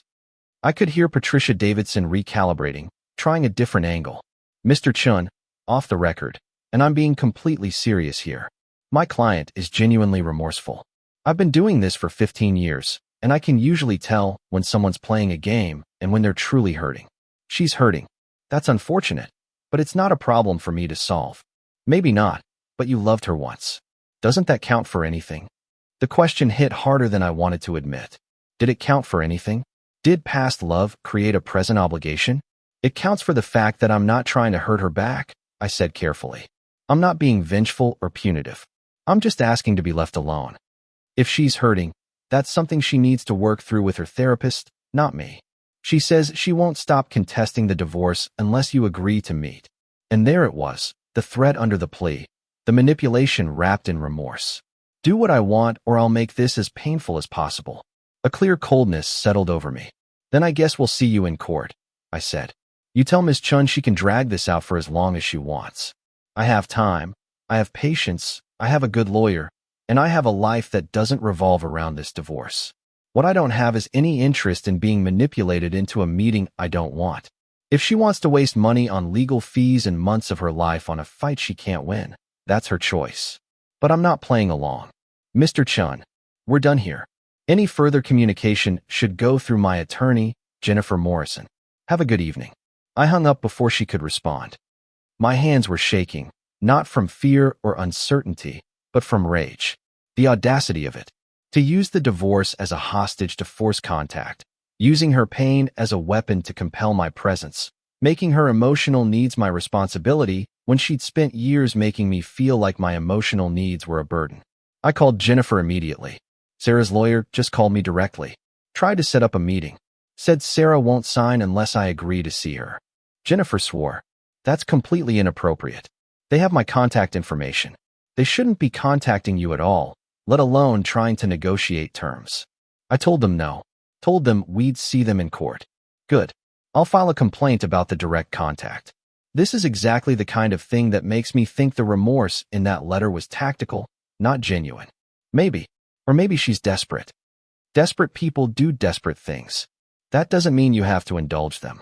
After I hung up, I sat in my car in the gym parking lot, and I just let the anger wash over me. I let myself feel it fully instead of stuffing it down or rationalizing it or trying to be the bigger person. I was angry at Sarah for this continued manipulation, at her lawyer for the unethical contact, at myself for that small part, that stupid, self-destructive part that had heard, she's hurting, and felt a twinge of guilt. She was hurting. Fine, that was valid, but I'd been hurting too, and she hadn't cared. Back then, she'd made me feel like my pain was a weakness, my need for security a character flaw. She'd pushed me away and then acted surprised when I actually left. Now she wanted me back in reach so she could what? Apologize, explain, feel better about herself for the damage she'd caused. No, absolutely not. I drove home, jaw tight, mind racing. And when I got to my apartment, I did something I hadn't allowed myself to do in months. I took out the letter and read it again. This time not looking for sincerity or manipulation, but seeing it as data, as evidence, as a document to be analyzed. I need you to know. I need you to understand. I need. The word appeared 7 times in 3 pages. I need you to know. I need you to understand. I need you to hear this. What about what I needed? Where in that letter was any acknowledgement that maybe, possibly, I needed to not have that conversation, that I needed her to respect my boundaries in the same way I'd spent years respecting. I need you to know. I need you to understand. I need. The word appeared 7 times in 3 pages. I need you to know. I need you to understand. I need you to hear this. What about what I needed? Where in that letter was any acknowledgement that maybe, possibly, I needed to not have that conversation, that I needed her to respect my boundaries in the same way I'd spent years respecting hers. I'm not asking you to come back. I'm not asking you to forgive me or even to talk to me, except she was. The whole letter was an ask. Her lawyer's call was an ask. The contested divorce was an ask. This was all about her needing something from me and expecting me to provide it, because once, that's what I did. I provided, I accommodated, I made myself smaller so she could feel bigger. Not anymore. I took the letter, walked to my kitchen, and held it over the sink. I had a lighter somewhere. I'd bought it months ago for the candles I sometimes lit when I was working late. For ambience, for the small luxury of making my space feel intentional. I found it, flicked it on, watched the flame dance. Then I put the letter and the lighter down. Burning it would be dramatic, symbolic, cathartic.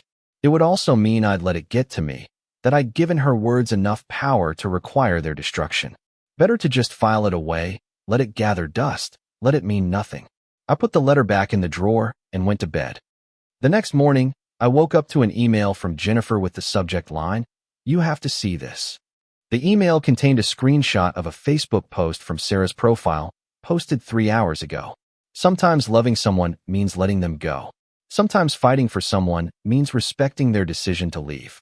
Sometimes the bravest thing you can do is stop trying to fix something that's already broken. I'm done fighting. I'm done holding on to something that doesn't want to be held. I'm going to sign the papers. I'm going to let go. To the person this is for, I'm sorry for everything. I hope you find happiness. I hope you find peace. I hope somewhere, somehow, you can forgive me, even if we never speak again. And to everyone else, thank you for your support these last 2 years. I'm going to be okay, eventually. Maybe. The comments were predictable. Friends offering support, people who had no idea what had happened offering generic encouragement. But one comment stood out. From Megan, proud of you, sis. This is the right call. I looked at the post for a long time, trying to parse what it meant. Was this a genuine letting go, or was it another manipulation? A public performance designed to make me feel guilty for not giving her what she wanted. I think it's real, Jennifer said when I called her. I got a call from her attorney this morning. They're filing the withdrawal of the contestation. She's going to sign the papers. It's over. Over. The word should have brought relief. Celebration. The finish line I'd been working toward for months. Instead, I just felt empty, like I'd won a war but lost something in the battle. Marcus, you there? Yeah, I'm here. That's good news. You don't sound like it's good news. I don't know what I sound like. I thought this was what I wanted. It is what you want. You're just processing. This is closure, and closure is always messy. Maybe. Or maybe I was realizing that closure wasn't something you got from other people. It was something you gave yourself. The papers arrived a week later. Sarah's signature was there, neat and careful, right next to where mine had been for months. Jennifer filed them with the court, and just like that, I was legally single, unmarried, free. I thought about celebrating, calling the climbing crew, going out for drinks, marking the occasion somehow, but it felt artificial, like I was celebrating something I'd already processed months ago. Instead, I went for a 10-mile run in the desert heat, pushing myself to the limit until my lungs burned and my legs screamed, and there was no room in my head for anything but the physical reality of my body moving through space. When I got home, sweaty, exhausted, and strangely calm, I sat down and did something I'd been avoiding. I wrote a letter. Not to Sarah. I had nothing to say to her that she needed to hear, but to myself, to the Marcus who'd left Portland 2 years ago, shattered and lost, and convinced he was fundamentally unlovable. Dear past me, you're going to be okay. Better than okay, actually. You're going to become someone you don't recognize, in the best possible way. Right now, you think you're running. You think disappearing makes you a coward. You think the pain will never stop. But you're not running away. You're running toward yourself, and the pain will stop. Not all at once, but gradually, like a wound healing so slowly you don't notice until one day you realize you've gone a whole week without thinking about her. You're going to build a life, a real one, not one designed around someone else's needs. You're going to make friends who like you for who you actually are, not who you're trying to be. You're going to get stronger, physically, emotionally, in all the ways that matter. You're going to learn that love isn't supposed to make you feel small, that caring isn't being codependent, that wanting to know where your partner is at 2:30 in the morning isn't controlling. It's normal. It's healthy. It's what people who actually care about each other do. And you're going to realize that Sarah was right about one thing. You did need space, not from her, but from the version of yourself you'd become trying to make her happy.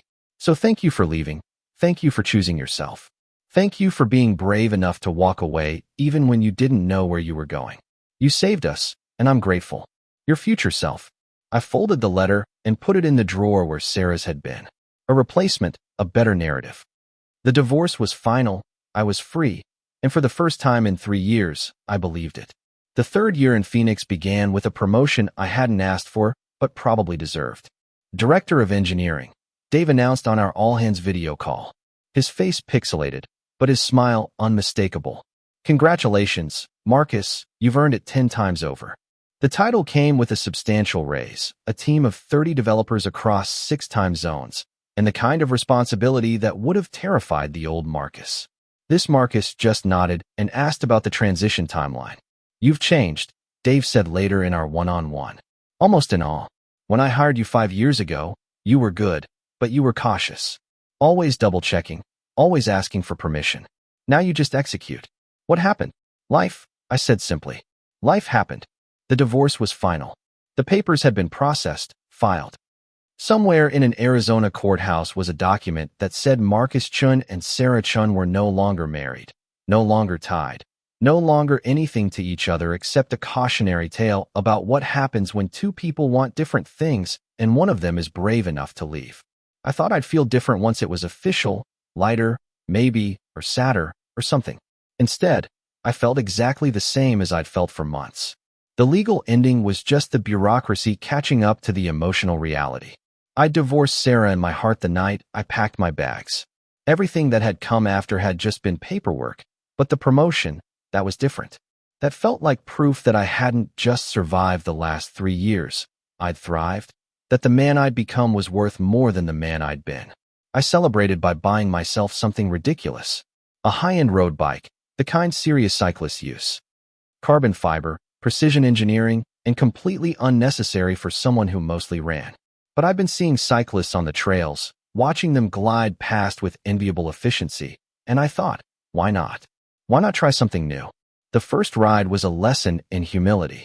My running fitness didn't translate the way I'd hoped, and I limped home after 20 miles feeling like I'd been beaten up.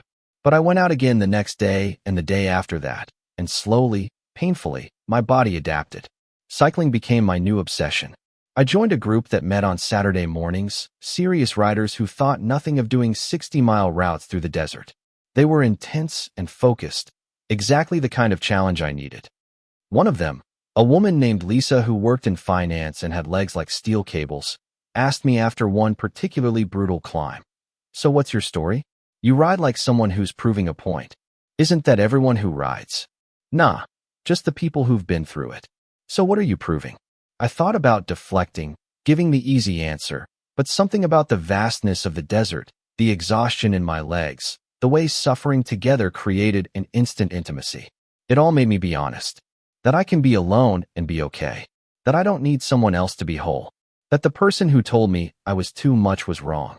Lisa nodded, taking a long pull from her water bottle. Divorce. How'd you guess? Because I did the same thing. Threw myself into cycling after mine was over. Proved I could suffer by myself and come out stronger. She smiled, a wry, knowing smile. Word of warning, it works for a while, but eventually you have to stop proving things and start living them. Her words stayed with me for days. Was I still proving a point? I thought I was past that. I thought I'd done the work of rebuilding. But maybe there was a difference between building a life and actually living it. Dr. Kwan, when I brought it up in our session, had thoughts. What do you think Lisa meant by living versus proving? She asked. I don't know. Maybe that I'm still reacting to Sarah. Still defining myself in opposition to her, to what happened. Are you? I thought I wasn't. I thought I was over it. Getting over something doesn't mean it ceases to exist, Marcus. It just means it has less power over you. But if you're still organizing your life around what she said, what she did, what she thought of you, even if you're doing the opposite of what she wanted, you're still letting her be the center. That hit like a punch because it was right. I'd spent 3 years proving I could be strong, alone, independent, self-sufficient. But who was I proving it to? Sarah wasn't watching. Sarah didn't care. Sarah had signed the papers and moved on with her life. The only person I was proving anything to was myself. And maybe it was time to stop proving and start just being. So what do? I asked. What do you want? Not in opposition to what Sarah wanted, not as a rejection of your old life. Just you, Marcus, right now. What do you actually want? I sat with the question for a long moment. What did I want? I want to stop being angry, I said finally. I didn't realize I was still carrying it, but I am. Every time I push myself in a workout, every time I take on another impossible project at work, every time I choose to be alone instead of trying to connect with someone, I'm angry. At her, at myself, at the whole situation. Anger is useful, Dr. Kwan said gently. It's protective, it's energizing, but it's also exhausting to carry indefinitely. What would it look like to set it down? I don't know. Forgiveness? That feels like letting her off the hook. Forgiveness isn't about letting someone off the hook. It's about letting yourself off the hook for carrying their debt. You can forgive Sarah and still hold your boundaries. You can acknowledge that she hurt you and still choose not to let that hurt define the rest of your life. I left that session with homework. To write down everything I was still angry about. Not to send to anyone, not to process with anyone, just to name it, acknowledge it, and then consciously choose whether to keep carrying it. The list was longer than I expected. I'm angry that she made me feel like caring was a crime. I'm angry that she chose everyone else over me and then acted surprised when I left. I'm angry that it took her losing me to realize what she had. I'm angry that I wasted 5 years trying to be enough for someone who was determined to see me as too much. I'm angry that she got to stay in our city, our apartment, our life, while I had to rebuild from scratch. I'm angry that she contested the divorce, tried to manipulate me into contact, used her pain as a weapon. I'm angry that even now, 3 years later, she still takes up space in my head. I filled 3 pages.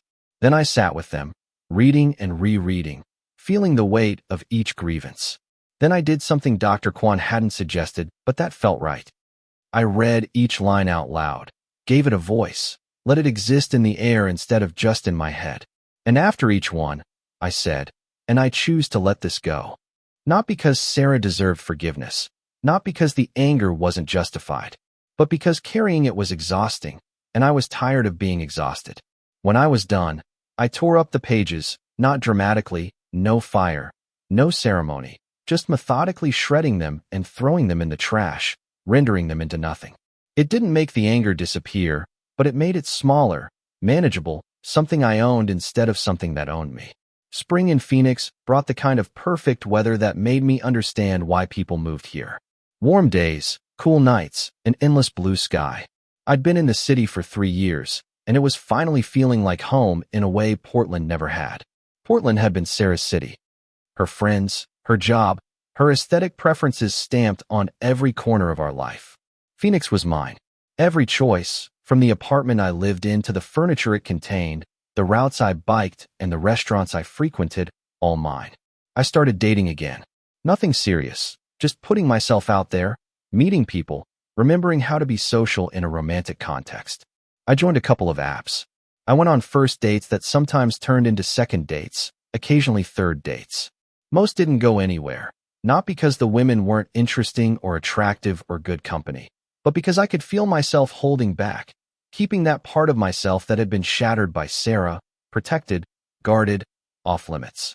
There was Emma, the schoolteacher who loved hiking and had opinions on education policy that she shared passionately over dinner.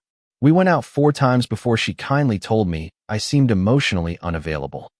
There was Priya, the software engineer I met at a tech meetup, who shared my love of sci-fi and could debate the best Star Trek captain for hours.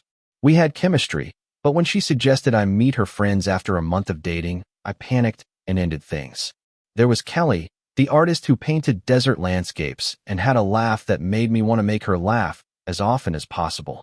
She was the one who came closest to getting past my barriers, but when she told me she was falling for me, I froze. Literally froze, unable to say anything back, and I watched something die in her eyes.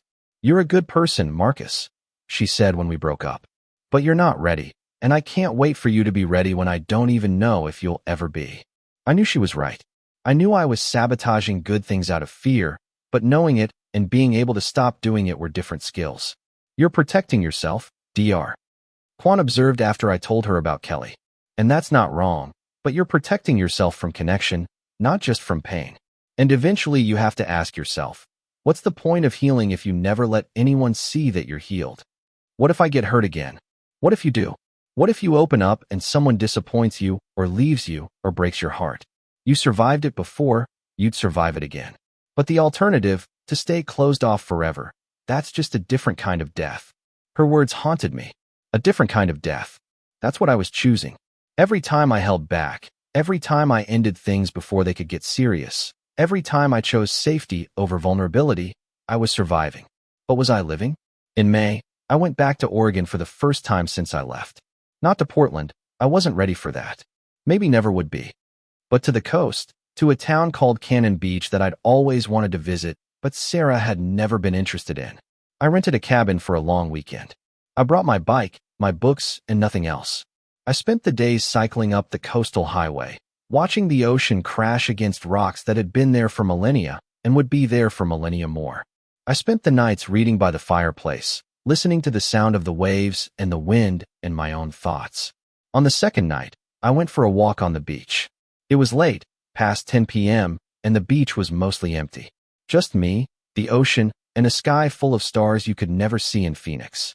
I stood at the water's edge, letting the waves wash over my feet, and I thought about the last 3 years, about how far I'd come, about the man I'd been, the man I'd become, about Sarah and the marriage and all I'd lost and all I'd gained. And for the first time since I left, I felt something other than anger or relief or a determined independence. I felt gratitude, grateful that Sarah had pushed me away because I would have never left on my own. I would have stayed, accommodating, making myself smaller and smaller until I disappeared completely. Grateful that I'd had the courage or the desperation to actually leave, to drive into the unknown, to rebuild from nothing. Grateful for the pain, because it had taught me what I would no longer accept, what I deserved, what love was actually supposed to feel like. Grateful for the solitude, because it had given me time to figure out who I was without someone else's needs dictating my choices. Grateful for the healing, messy and non-linear as it had been. I took out my phone and did something I hadn't done in 3 years. I unblocked Sarah's number, not to call her, not to text her, just to stop hiding, to stop being so afraid of contact that I needed digital walls to feel safe. She wouldn't know. Unblocking doesn't send a notification. It was just me making a decision about my own boundaries, deciding I was strong enough now that I didn't need to be protected from the possibility of her reaching out. If she called, I could choose not to answer. If she texted, I could choose not to reply.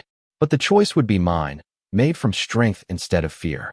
I stood on that beach for a long time, phone in hand, feeling the weight of the decision. Then I put the phone away and walked back to the cabin, leaving footprints in the sand that the tide would wash away by morning. Temporary marks on an impermanent world, just like everything else. The weekend ended and I drove back to Phoenix, feeling lighter than I had in months. Not because anything had changed externally. My life was the same, my routines were the same, but something internal had shifted. I wasn't running anymore, wasn't proving a point. I wasn't organizing my entire existence around not being the person Sarah had made me feel like I was. I was just Marcus, living in Phoenix, working a job I was good at, cycling and climbing and building a life that felt authentically my own. And if that life eventually included someone else, someone who saw me clearly and loved me anyway, that would be okay. And if it didn't, that would be okay too, because I'd finally learned the lesson I'd been trying to learn for 3 years. I was enough, alone or partnered, successful or struggling, healed or still healing, just enough, exactly as I was. The anger wasn't completely gone. Maybe it never would be, but it wasn't in the driver's seat anymore. I was, and that made all the difference. The call came on a Tuesday afternoon in July, during a video meeting with my team, where we were debugging a particularly nasty production issue. My personal phone vibrated on the desk next to my work laptop. I'd learned to keep them separate, one of the many boundaries I'd established in my new life. I glanced at it out of habit. Portland area code. Unknown number. My first instinct was to ignore it, but something made me excuse myself from the meeting, step into my bedroom, and answer. Marcus Chun. Marcus. Hi, this is Officer Patricia Reeves with the Portland Police Department. I'm calling because you're listed as an emergency contact for Sarah Chun. The world tilted. Emergency contact. I hadn't been her emergency contact in 3 years. We were divorced. We were nothing to each other. There must be a mistake, I said, my voice sounding distant. We're not married anymore. The divorce was finalized months ago. I understand, but you're still listed in her phone under ICE, in case of emergency. Sir, there's been an accident. Everything in me went cold and sharp, all at once. What kind of accident? A car accident. Ms. Chun was driving on Highway 26 when a vehicle crossed the center line. She's alive, Officer Reeves added quickly, hearing my sharp intake of breath. But she's in critical condition at OHSU Hospital. She's in surgery right now. Is there anyone else we should contact? Family members. Her sister, Megan Campbell. I don't have her number handy, but it should be in Sarah's phone. We've already reached out to Ms. Campbell. She's on her way to the hospital now. But since you were listed as the primary emergency contact, I wanted to inform you as well. Thank you. I appreciate the call. Will you be coming to Portland, Mr. Chin? Would I? The question hung in the air like smoke. Sarah was in surgery. Critical condition. The woman I'd divorced. The woman I'd spent 3 years getting over. The woman I'd finally released from my daily thoughts. She was broken on an operating table 1,400 miles away. I don't know, I said honestly. We're divorced. I'm not family anymore. Understood. If you need the hospital information. She gave it to me. I wrote it down mechanically, my hand moving on autopilot while my brain tried to process what I was feeling. Fear, concern, guilt, relief it wasn't worse, anger at being pulled back into her orbit just when I'd finally escaped. All of it, none of it, all at once. After I hung up, I stood in my bedroom for a long time, phone in hand, staring at nothing. Sarah was hurt, possibly dying, and I was her emergency contact. I called Jennifer first. "You don't owe her anything," she said immediately after I explained. "You're divorced. You have no legal obligation, honestly no moral obligation either. If you go because you wanna, not because you feel guilty." "I don't know what I feel." "Fair enough. Take some time, think about it. But Marcus, if you do go, be very careful. Don't let this drag you back into something you spent 3 years getting out of." Next I called Dr. Kwan. She had an opening, a cancellation, and told me to come in right away. I sat in her office an hour later, still processing, still numb. "She could die," I said. And the last thing I ever said to her, well, I didn't say anything. The last contact we had was me refusing to meet with her, and then silence. "Do you feel guilty about that?"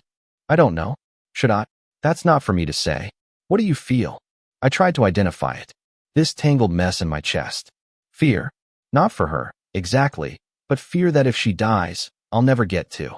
I don't know, have closure. Have the conversation I've been avoiding. What conversation?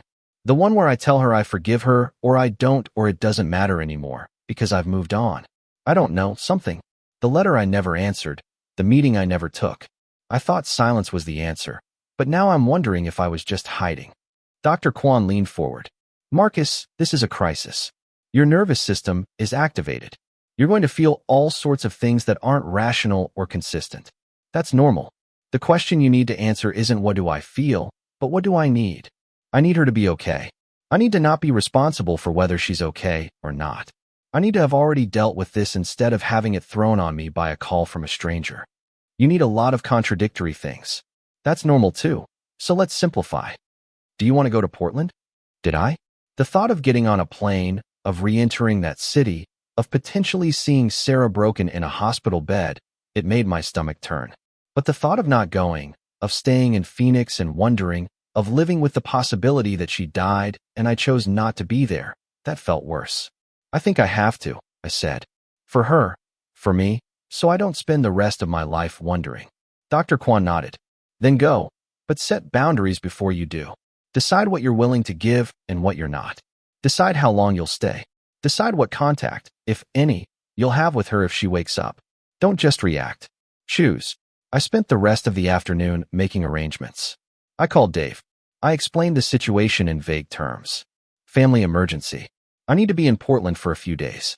I'll work remotely as I can. He was understanding, told me to take the time I needed.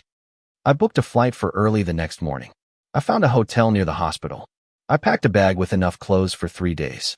3 days felt like the right boundary. Not so short as to be cruel, not so long as to get trapped. Then I called Megan. "Marcus." Her voice was exhausted, scared, barely holding it together. "Oh God. Marcus. Thank you for calling. Are you coming?" "Flight's tomorrow morning."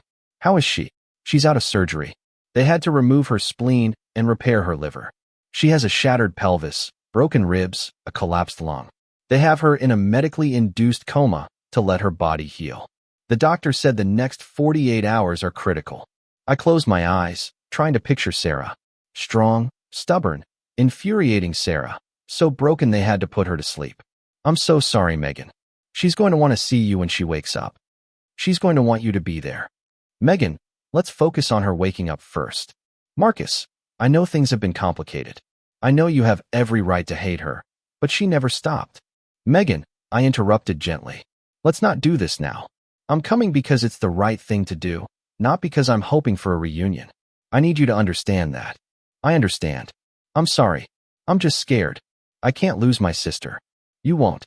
Sarah's too stubborn to die in a car crash." She laughed, a broken sound that might have been a sob.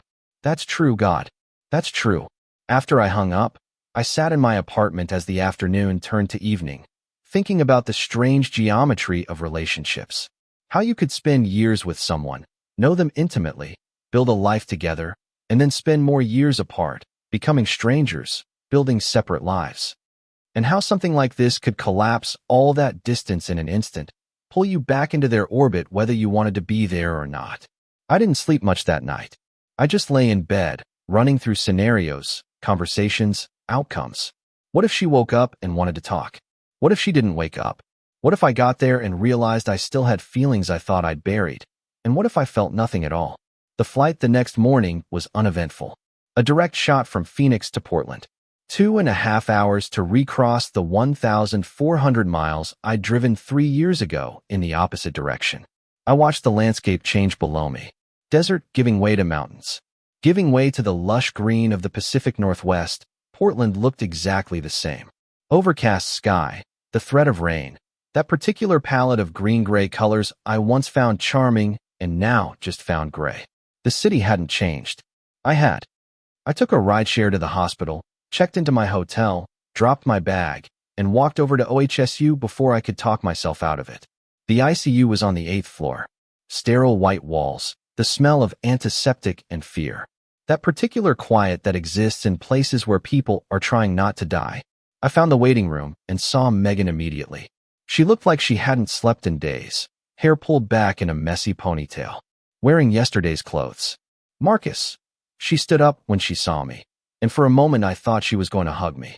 Instead, she just clasped her hands together as if to hold herself back. You came. I said I would. You can see her. She's in room 847. But Marcus, it's bad. She doesn't look like herself. The machines, the tubes, it's a lot. I understand. Do you want me to go with you? No. I think I need to do this alone. Room 847 was at the end of a long hallway. I stood outside for a moment, steeling myself, wondering what I was about to see, what I was about to feel. Then I pushed the door open. The first thing that hit me was the machines, a ventilator breathing for her, monitors tracking every heartbeat, for lines snaking into her arms, then the injuries. Her face was swollen, bruised a mottled purple and yellow, barely recognizable. Her head was bandaged. Her body under the white hospital blanket looked small, fragile, nothing like the woman who used to take up so much space in my life. I moved to the chair beside her bed and sat down slowly. Hey, Sarah, I said quietly. It's Marcus. I don't know if you can hear me. They say people in comas sometimes can, but I don't know if that's true or just something we tell ourselves to feel better. The ventilator hissed, breathing for her. The monitors beeped their steady rhythm. I was in Phoenix when I got the call. I almost didn't come. Jennifer told me I didn't know you anything. Dr. Kwan told me to set boundaries. Everyone in my life told me to protect myself, not to let you drag me back in. I reached out, almost touched her hand, then pulled back, but I couldn't not come. Because despite everything, despite how much you hurt me, despite how much work it took to put myself back together, I don't want you to die. I don't want this to be the way your story ends. Silence. Except for the machines. I got your letter, the one you sent before you signed the papers. I never answered because I didn't know what to say. I was angry, Sarah. So angry at you for making me feel like I was too much. At myself for believing it, at the whole situation. I leaned back in the chair, staring at the ceiling. But somewhere along the way, I stopped being angry, or the anger got smaller anyway. I realized carrying it was only hurting me, not you, so I let it go. Not all at once. It was messy and slow, and I probably still carry some of it, but mostly I let it go. The door opened behind me. A nurse came in, checked the monitors, adjusted something on the floor, and left without a word. I don't know why I'm telling you this. Maybe because I never got to say it. Maybe because if you die, I want someone to have heard it, even if you can't respond. Maybe because this is my closure, whether you wake up or not. I stood up, looked down at her broken body.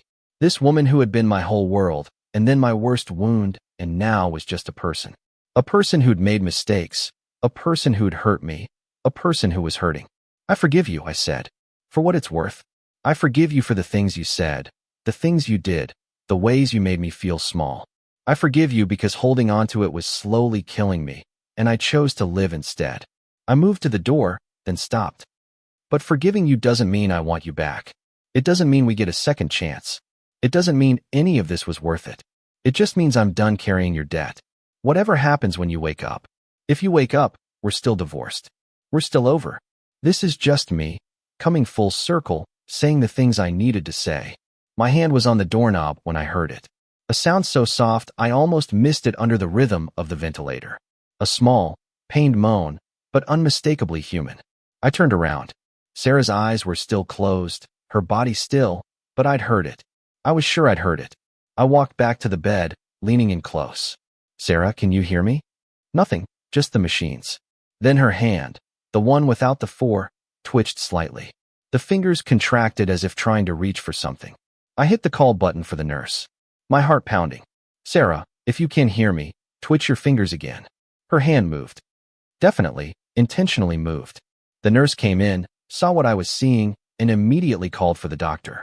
Within minutes, the room was full of medical staff, checking her responses, adjusting sedation, talking in terms I didn't understand. A doctor, young, tired-looking, turned to me. Are you family? Ex-husband, but I'm her emergency contact. She's showing signs of consciousness. We're going to start bringing her out of the induced coma. It'll take time, but this is a very good sign. I should have felt relief, joy, something positive.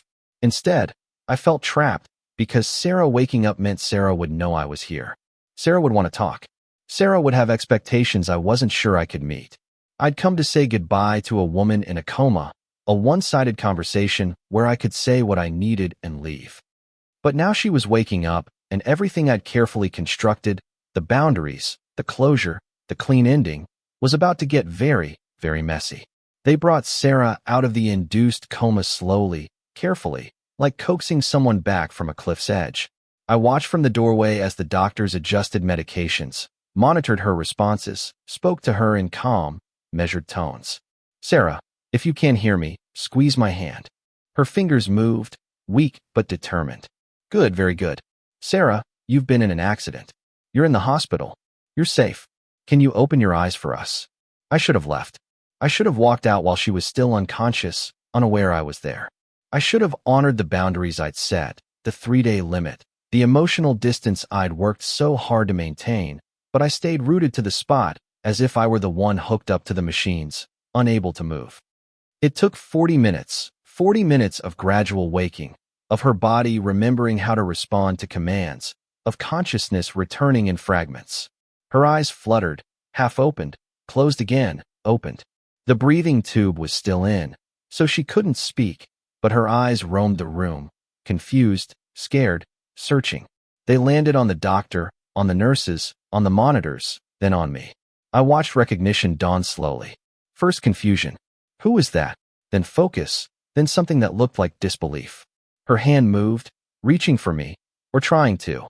The movement was weak, hampered by injuries and IVs and the general fragility of her state. The doctor noticed. Sarah, is this person someone you want here? She tried to nod. It came out more like a head twitch, but the intent was clear. The doctor looked at me. Marcus, her ex-husband. It seems she wants you closer.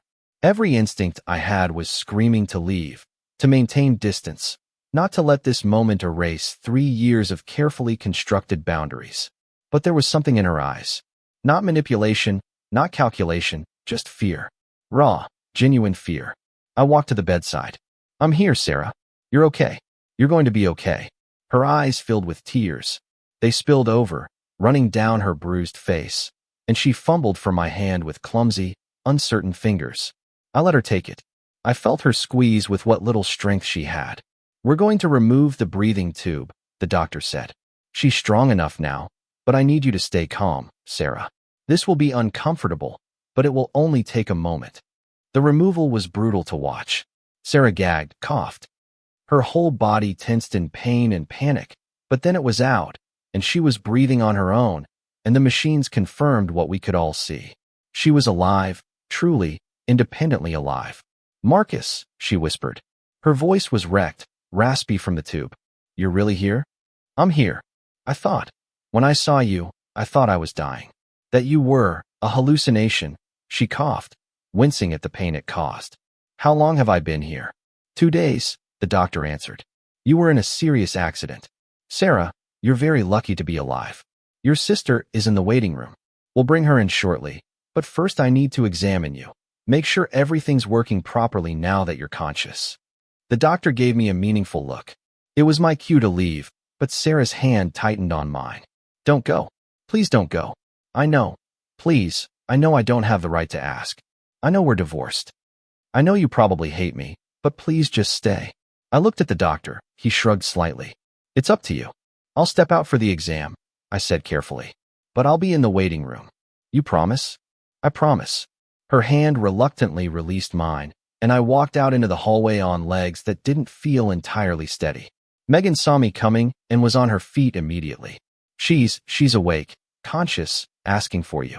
Oh, thank God. Thank God. Megan's legs gave out, and she sat down hard, sobbing with relief. I thought we were going to lose her. She's going to be okay. She's strong. You stayed. You were in there with her. She asked me to. Megan looked at me with a mixture of gratitude and concern. Marcus, I know this is hard for you, being here, seeing her like this. If you need to leave. I told her I'd wait, so I'll wait. We sat in an uncomfortable silence for a few minutes before Megan said quietly, she never got over you. You know, the divorce? Signing those papers. It broke something in her. She kept saying it was the right thing to do, that she had to let you go, but she never stopped hoping you'd come back. Megan, I know. You don't want to hear it, but you should know. She's been in therapy, real therapy, not just going through the motions. She's been working on herself, on understanding why she pushed you away. She's different now. People don't change that much. No, you did. That stopped me because she was right. I had changed, fundamentally, dramatically changed. If I could do it, why not, Sarah? But that wasn't the point. The point was I'd changed because I left, because I chose myself over a relationship that was killing me. Sarah changing, if she had changed, didn't obligate me to be there to witness it. The doctor came out 20 minutes later. She's stable. Vitals are good. She's in considerable pain, but that's to be expected given her injuries. She's asking for her sister.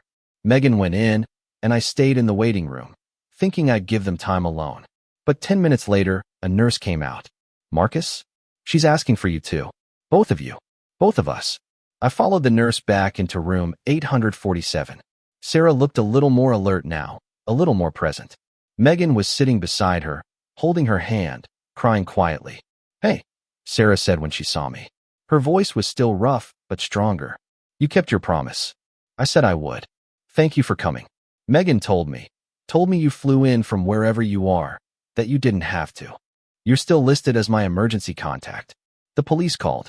I never changed it. I should have, but she broke off, tears starting again. I could never bring myself to delete you. From my phone. From anything. It felt too final. Megan squeezed her hand. Sarah, don't wear yourself out. You need to rest. No, I need to say this while he's here. While I have the chance. Sarah's eyes locked on mine. Marcus, I know the letter wasn't enough. I know the silence wasn't the answer you deserved, but I need you to know that every word was true. I was wrong about everything, and I'm sorry, so sorry. Sarah, you just woke up from a coma. This really isn't the time. When is the time? You won't answer my calls. You wouldn't meet with me. You block me everywhere. When do I get the chance to tell you that losing you was the worst thing that ever happened to me? That I've spent 3 years understanding exactly how badly I screwed up?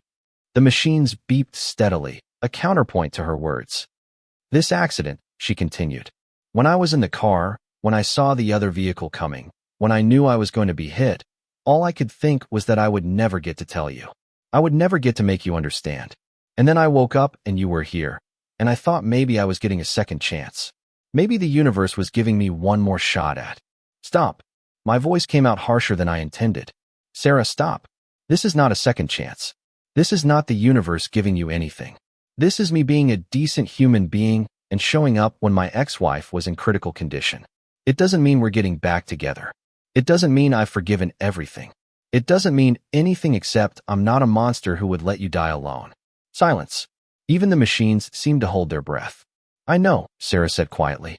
I know that, but can we at least talk, really talk, before you leave?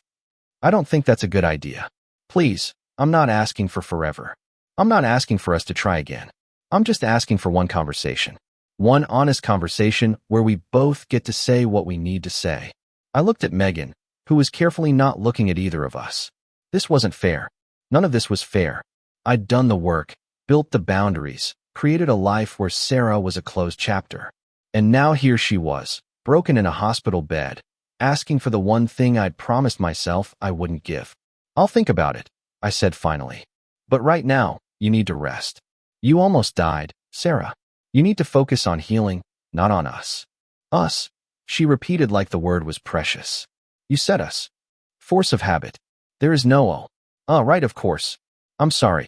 The doctor came back in, effectively ending the conversation. Sarah needs to rest. I'm going to have to ask you all to leave for now. You can come back during visiting hours tomorrow. I didn't need to be told twice. I headed for the door, but Sarah's voice stopped me. Marcus, will you come back tomorrow? I turned. She looked so small in that bed, so fragile. Nothing like the woman who'd screamed at me for being codependent. Nothing like the woman who'd made me feel like caring was a character flaw. I'll be back, I said. But only because you need family right now, and apparently I'm the closest thing you have besides Megan. That's enough for now. That's enough. I walked out of the hospital feeling like I'd been through a centrifuge. Everything inside me was spinning, separating, trying to find equilibrium. Megan caught up with me in the parking lot. Marcus, wait. I stopped, but I didn't turn around. Thank you, she said, for being here, for being kind to her. Even though you don't owe her anything. I'm not doing it for her, Megan. I know. You're doing it because you're a good person, because you can't not help someone who's hurting, even someone who hurt you. It's who you are. Is there a point to this, Megan? The point is, be careful. Sarah's vulnerable right now. She's going to see this as hope. She's going to think your presence here means there's a chance. And I don't know if there is or not. But if there isn't, you need to be very clear about it. Because if you give her hope and then take it away, it will destroy her. And if staying destroys me, then you leave. You get on a plane and you go back to wherever you came from and you live your life. But Marcus, and I mean this with all the love I have for you, if you're going to leave, do it now. Before she gets too attached to the idea of you being here, before this gets messier than it already is. She walked away, leaving me standing in the parking lot as the sky opened up and it started to rain. Portland rain, soft and persistent, the kind that soaks you slowly without you even noticing. I stood there and let it. Back at the hotel, I ordered room service and sat by the window, watching the city lights blur through the rain-streaked glass. My phone buzzed with texts. Jennifer, how is she? Me, awake, conscious, going to recover. Jennifer, and how are you? Me, confused.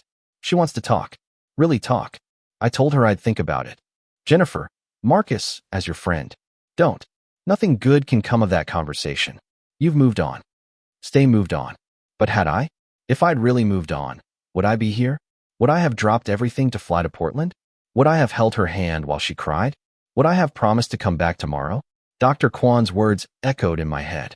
What do you need? I needed clarity.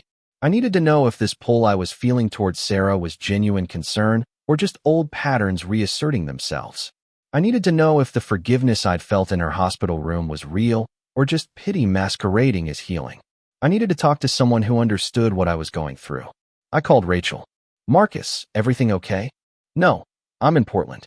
My ex-wife was in a car accident. Almost died. She woke up today and asked me to stay, and I don't know what to do. Rachel was quiet for a moment. Then, do you want my honest opinion, or do you want me to tell you what you want to hear? Honest. Get out of there now. Before this turns into something you can't walk away from, she's pulling you back into her gravity. And Marcus, you fought too hard to escape it. Don't give that up because she's hurt and scared and vulnerable. What if she's changed? What if she's really done the work? Then let her prove it to her next partner, not you. You're not responsible for witnessing her redemption arc. You're not obligated to give her a second chance just because she almost died. Life-threatening experiences don't erase the damage people do. They just make everyone feel guilty for holding them accountable. The words hit like cold water, clear, sharp, exactly what I needed to hear even if it wasn't what I wanted to hear. You think I should leave? I think you should ask yourself why you're still there. And if the answer is guilt or obligation or some misplaced sense of responsibility, then yes, you should leave. But if the answer is that you genuinely want to be there, that some part of you is curious about who she's become, then maybe you stay. But know the risk you're taking. After I hung up, I lay on the bed, staring at the ceiling, thinking about risk and reward, about closure and complication, about the difference between being kind and being stupid. Tomorrow I would go back to the hospital. I would keep my promise. But after that, After Sarah was stable and safe and surrounded by her family, I still didn't know. And that uncertainty terrified me more than anything else. I went back to the hospital the next morning with a plan: stay for 1 hour. Be supportive but distant. Make it clear that my presence was temporary, situational, not a reopening of doors I'd spent 3 years bolting shut. Megan was there, along with Sarah's mother, Patricia, who I hadn't seen since our wedding 6 years ago. She looked older, grayer, but her eyes still had that sharp, appraising quality. "Marcus," Patricia said when I walked in. "I wasn't sure you'd come." I said I would. "You also said you'd love my daughter forever, and that didn't exactly pan out." "Mom," Sarah said weakly. "Please." "It's okay," I said. "She's right. Promises aren't guarantees." Patricia studied me for a long moment, then nodded. "Fair enough. I'm going to get some coffee. Megan, come with me. Let's give them some time." "Mom, I don't think," Megan started. "What? Now?" They left. Suddenly, it was just Sarah and me, and 3 years of unsaid words filling the space between us. "You don't have to stay if you don't want to," Sarah said. "I know my mom ambushed you. She's protective. I get it. She blames me for leaving. She blames me for making you leave. Says I pushed away the best thing that ever happened to me." Sarah's eyes welled up. "She's right." I moved a chair closer to the bed, but I didn't sit. Standing felt safer, like I could leave more easily if I needed to. "Sarah, I came back because you asked me to. Because you said you wanted to talk. So talk. Say what you need to say so we can both get closure and move on." "Closure," she repeated bitterly. "Is that what you want? To close the book on us completely?" The book was closed 3 years ago when I left. The divorce just made it official. What if I don't want it to be closed? There it was, the thing I'd been dreading since I stepped into this hospital, the hope in her voice, the plea in her eyes, the suggestion that somehow, impossibly, we could go back. "Sarah, we're divorced. Divorces can be reversed. People get remarried all the time. Not people who left because their partner made them feel like crap for caring." She flinched as if I'd slapped her. I know I did that, and I've spent 3 years hating myself for it. "Marcus, I was so screwed up. My therapist says I have an anxious avoidant attachment. I want love, but I panic when I get it. I push people away to see if they'll fight for me. And when you didn't fight, when you just left, it destroyed me. I did fight, Sarah. For 5 years I fought. I accommodated and adjusted and made myself smaller, trying to be what you needed. And you punished me for it every time. So when you told me to give you space, I finally listened. That's not fighting. That's finally respecting what you said you wanted. I didn't want you to leave. I wanted you to what? Read my mind. Know that when you were screaming at me for being codependent, you actually meant the opposite? That's not fair. That's not how communication works. You can't say one thing and expect someone to know you mean another." Sarah was crying now, full-on sobbing in a way that made the monitor spike. A nurse poked her head in with concern, but Sarah waved her away. "I know," she gasped between sobs. "I know it's not fair. I know I was wrong. But Marcus, I've changed. I've done the work. 3 years of therapy, 3 times a week. I understand my patterns now. I know why I sabotage good things. I know how to communicate better. I'm not the same person I was." "Good. I'm glad for you. I really am. But that doesn't change what happened. It doesn't erase the damage. We can't start over. We can't try again, knowing what we know now." I sat down finally, feeling the weight of this conversation in my bones. "Sarah, answer me honestly. Why do you want me back? Is it because you love me?" "Of course I love you. I never stopped loving you. That's not what I asked. I asked why. Is it because you truly love me, the person I am, or is it because I left and now I'm the one who got away? Is it because you finally got the space you asked for and realized you didn't actually want it?" She opened her mouth to answer, then closed it, really thinking about the question instead of just reacting. "I don't know," she said finally. "Maybe both. Maybe I love you, and I also hate that you were strong enough to leave when I wasn't strong enough to make you stay. Maybe I want you back because you're the only person who ever really saw me, even when I was being terrible. Maybe I'm just scared of being alone." The honesty of it hit me harder than any declaration of love could have. "Thank you," I said quietly, "for being honest. Does it change anything?" "It helps me understand." "Understand what?" "That you don't really want me back. You want the idea of me back. You want to undo the consequences of your actions. You want to fix what you broke and prove to yourself that you're capable of holding on to love. But Sarah, I'm not a project. I'm not a test case for your growth. I'm a person who you hurt so badly he had to run 1,400 miles to survive. I know, but people heal. Relationships can heal. Maybe, but only if both people want to heal them. And I don't. The words hung in the air like a verdict. Sarah stared at me, disbelief and hurt warring on her face. You don't even want to try? No, I don't. Why? I've built a life without you, Sarah. A good life. I have friends who actually know me. I have a career that challenges me. I have hobbies and interests and a whole existence that doesn't revolve around managing someone else's emotions. And I'm not willing to risk that for the possibility that you've changed enough not to destroy me again. So that's it. You fly across the country, sit by my hospital bed, hold my hand while I cry, and then you just leave again. I came because you were hurt. Because despite everything, I don't want you to suffer. But compassion isn't the same as reconciliation. I can care about you from a distance without letting you back into my life. Sarah turned her face away, staring at the wall. I really thought if I could just talk to you, if I could make you understand how much I've changed, you'd give me another chance. I'm sorry. I know that's not what you want to hear. Do you still love me? At all?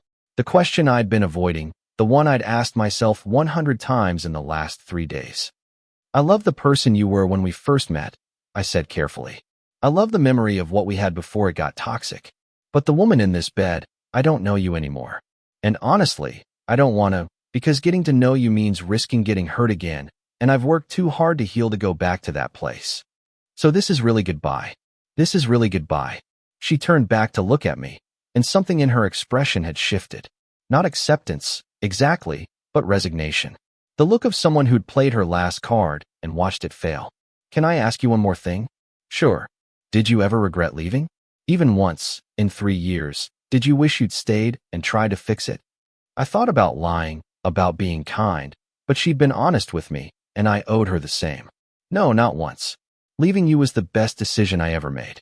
It saved my life, Sarah.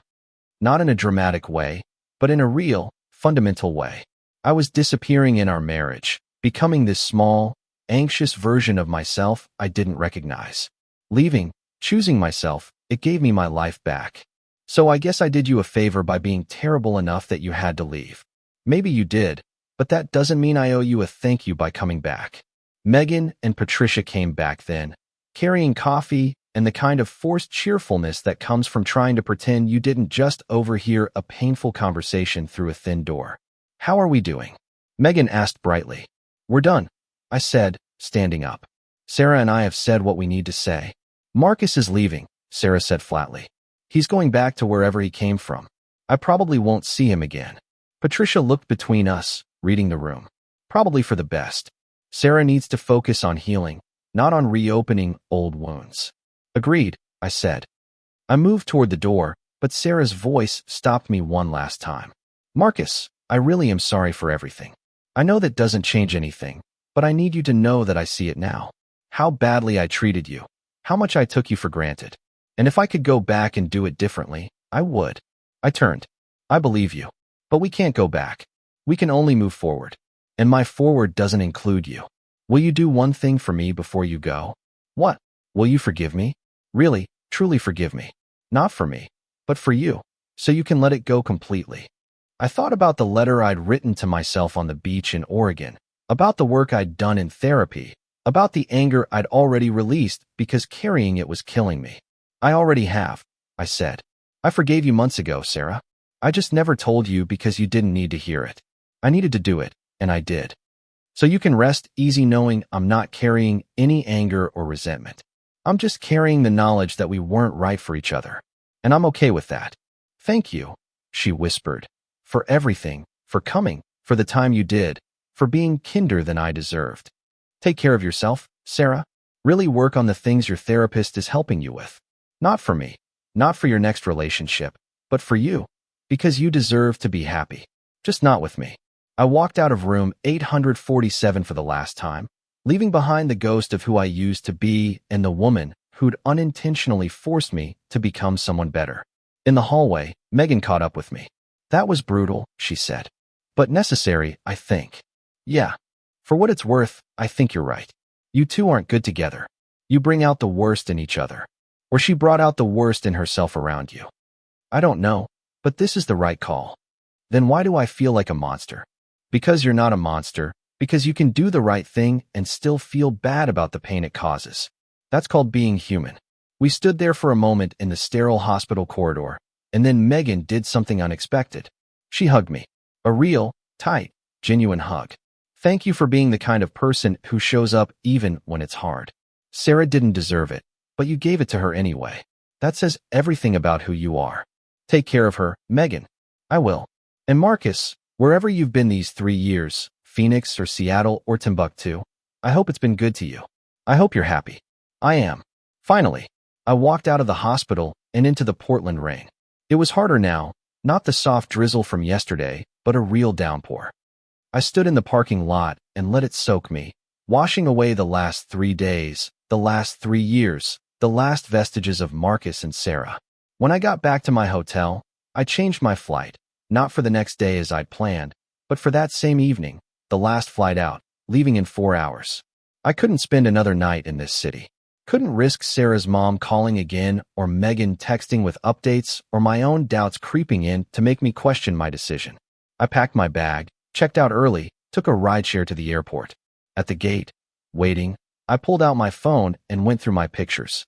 I scrolled back 3 years to the photos from my first week in Phoenix. The empty apartment, the desert sunrise, the uncertain face of a man who'd just blown up his life and didn't know if he'd survive.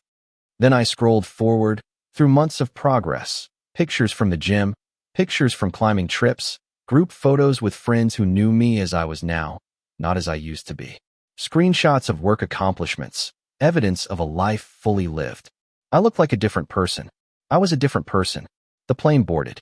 I found my window seat because I'd paid the extra because I could afford small luxuries now. As the plane took off, banking over Portland, I watched the city lights recede into the darkness below me.